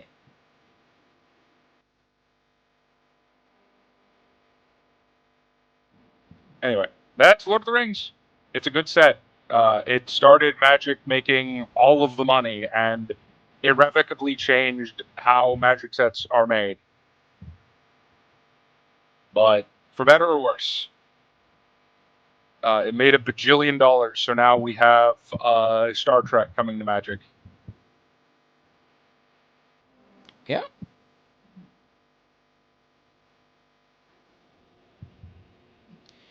Yeah.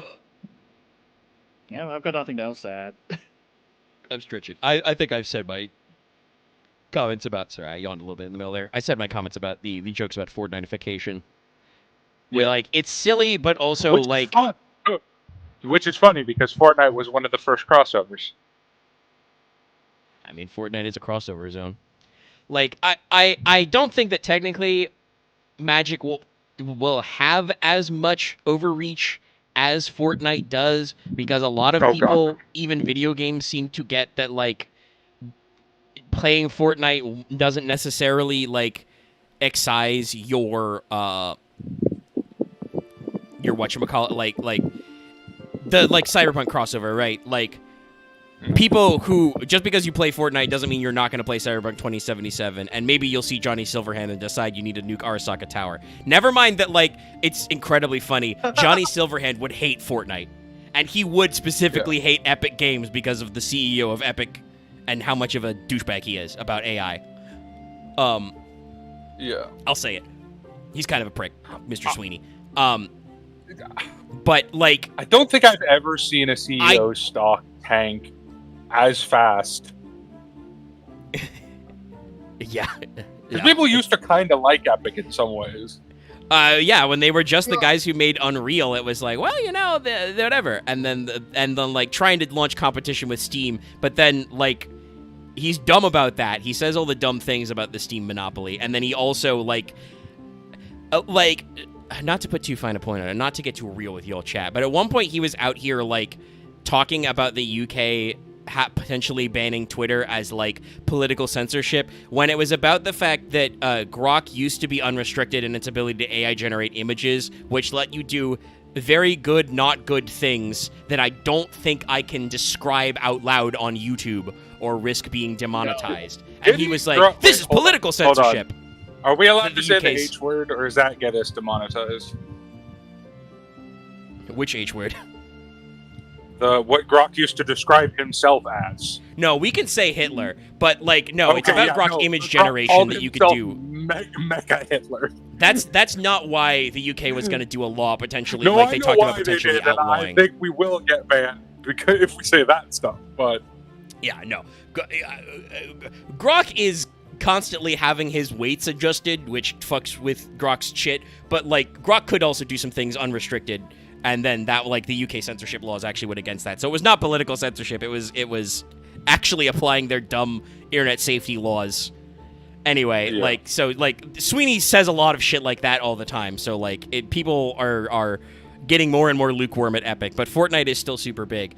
I think there's a lot of shit that you see in Fortnite that's not going to make it to Magic. Possibly not even in Secret Lairs. I don't think Hoshimashi Suisei is going to make it into Magic the Gathering. I mean, Hatsune Miku is getting her, like, 4th Secret Lair. Yes, well, yeah, but, like, I don't... Well, first of all, it's... Obviously, Final Fantasy also has a TCG and they crossed over, but HoloLive has a TCG in Japan anyway, and I think they did an English release finally. Like, that's, like, they don't necessarily, like... I don't know if they're in the mood to do that crossover. Though, if any VTubers would... It is going to be HoloLive. I would assume it would be EN, though. So look forward to your Narissa Ravencroft and Advent and Calliope Mori Secret Lair drops.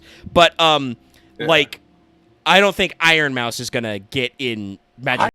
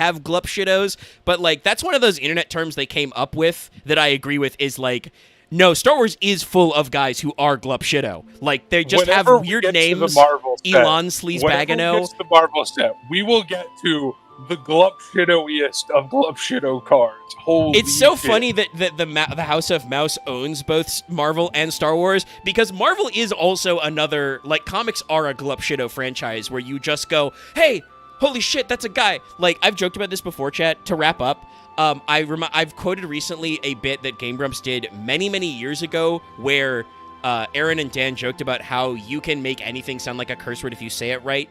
And this has been like in Game Grumps animated and stuff.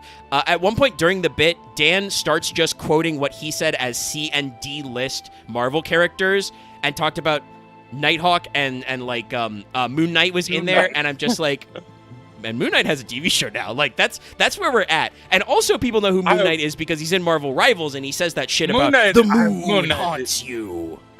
Moon Knight isn't like a. I wouldn't consider Moon Knight a D-list hero. Moon Knight, I think, is a C-list. No. If you want D-list heroes, hold on. I need to pull up a card. But Where there the fuck are is- some of them. Like there are Some obscure of the- Marvel picks. Oh. I do think automatically, if you make it into Marvel Rivals, that game has enough players that you are automatically no longer D-list. You are at least C-list, yeah, if not more famous. No, you're at least D-list. Can't believe they put Elsa If you're Bloodstone in in there. Marvel That's crazy. Rivals. Oh, okay. I guess you can be C-list because Elsa Bloodstone is kind of like a C-list, but I still no. think it's super cool they put her Shit. in. But yeah, no, that's wild. They put Dallas, to put this in perspective, they put Elsa Bloodstone in before they put Jubilee in. It was after Rogue and Gambit, but before Jubilee is a B-list character. it's Jubilee true. only has a perspective of being popular because of X-Men the animated series. Which is funny because Marvel Rivals doesn't just draw in that. They also remember that Jubilee is a vampire. And her adopted son is a Yes. dragon. Yes. Like I will say that, right? The rival guys, the Marvel Rivals team are about as looped into obscure Marvel shit and memes as the Magic the Gathering team is. Like when they did that thing with Blade and the vampire season, like the Halloween, they have a Moon Knight quote about that meme edit of Dracula. Where's my fucking money? There was another X-Men in the Marvel set. I did forget Colossus is a card. Interesting. Colossus. Peter. Yeah, he's only in which is what I'm drawing from right now. Oh, there's another one, and he is one of the characters I'll show. This is a Magic card who actually got a card. Okay. Dallas has found a Glumpus. Oh, it is Darwin. That's funny, because he was like, Darwin was kind of a meme because he was in first class, but they killed him, even though that's his thing, is that he doesn't get killed. Yeah. Ah, yes. Here's a preview of it, though. Mutant Hero. Evolve. Yeah. And he There's becomes a indestructible. couple of X-Men in the Jumpstart set. Fucking Wolfsbane has a card.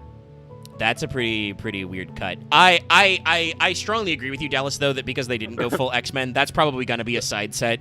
And Donald Blake has a card. well, that's just Thor. No, not Thor.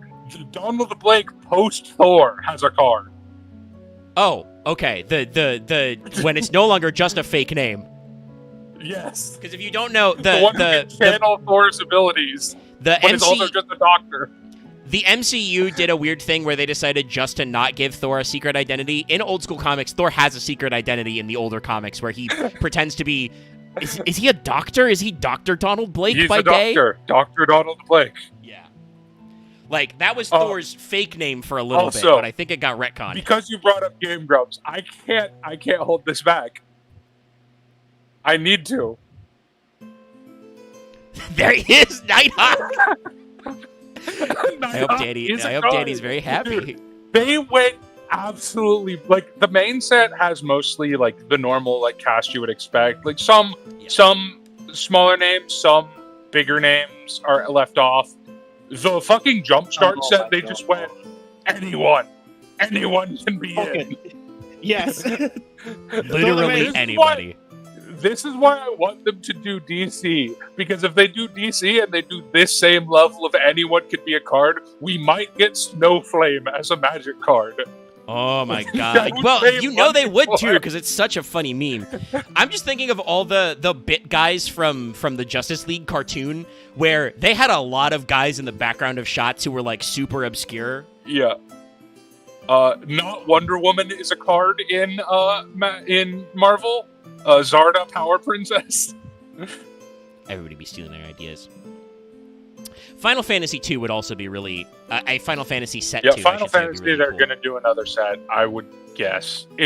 Considering that's still the most Well, and profitable set as they've we ever made. discussed, they didn't fully get to mine that out because they kind of avoided, not entirely, but they mostly avoided sequels and side games. So there's no tactics, which, like, I'm sure Magic is shooting themselves in the foot because the tactics, the Tactics remaster, Ivalice Chronicles, was like one of Square's best-selling games of that year and like best reviewed. Obviously, they have no deliberate tie. They have a few homages, but they didn't do any deliberate tie-ins. I think with the 7 remakes or anything like that. Like, so like, there's still a lot of room for like, you know, a lot of also extra just do content. new cards for the same character. Like, Well, I mean, there's all the explore different reinterpretations, aspects right? of them. Like, yeah, there's new cards and characters and strategies you can do, but also a lot of guys showed up in crossover games like Dissidia and Theatrhythm. Like, there's all kinds of shit. I mean, the ultimate move would be to combine the fact that they've worked with the House of Mouse and the fact that they've worked with Square Enix and just do Kingdom Hearts. Oh my god. oh god, That's not off the table.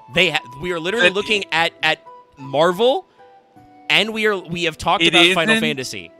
I don't know if they would ever consent to the mouse being a card though. I mean, I think you could do Kingdom Hearts without doing Kingdom Hearts Mickey, but you could also just make sure it's specifically the Kingdom Hearts Mickey.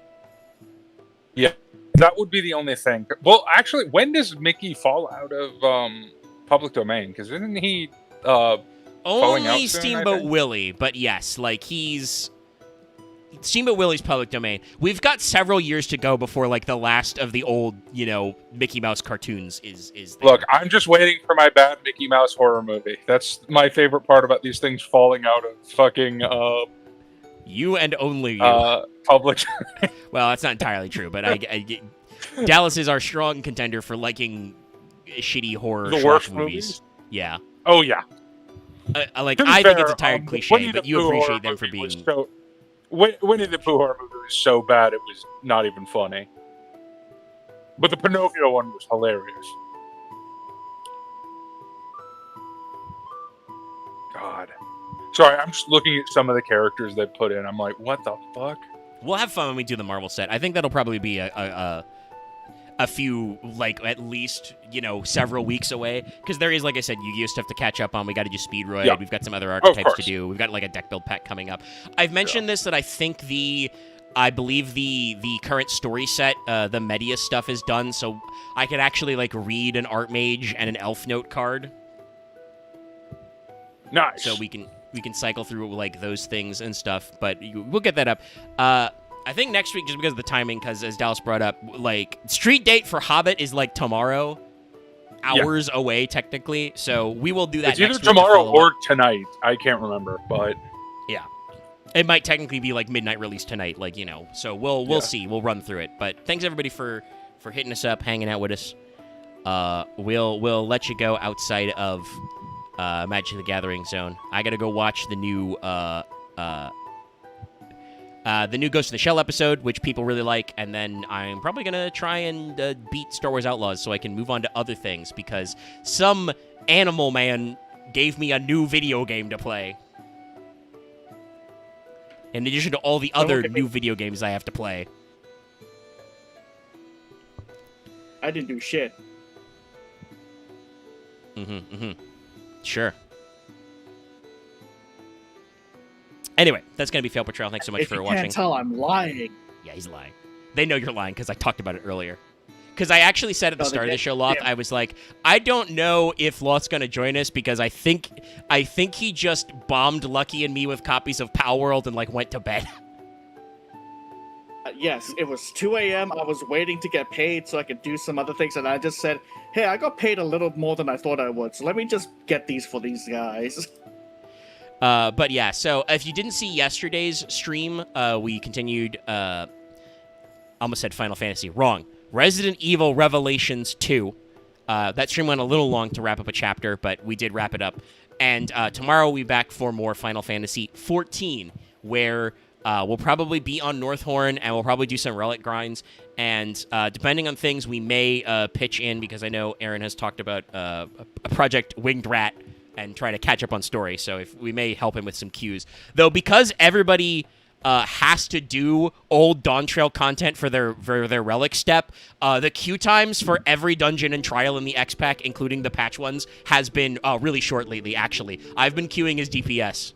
So it's probably going to be pretty easy to get in. So we'll see you guys tomorrow. Thanks for tuning in. Bye-bye now. Good night, everybody. Hope you enjoyed the tavern music. Bye now. Peace.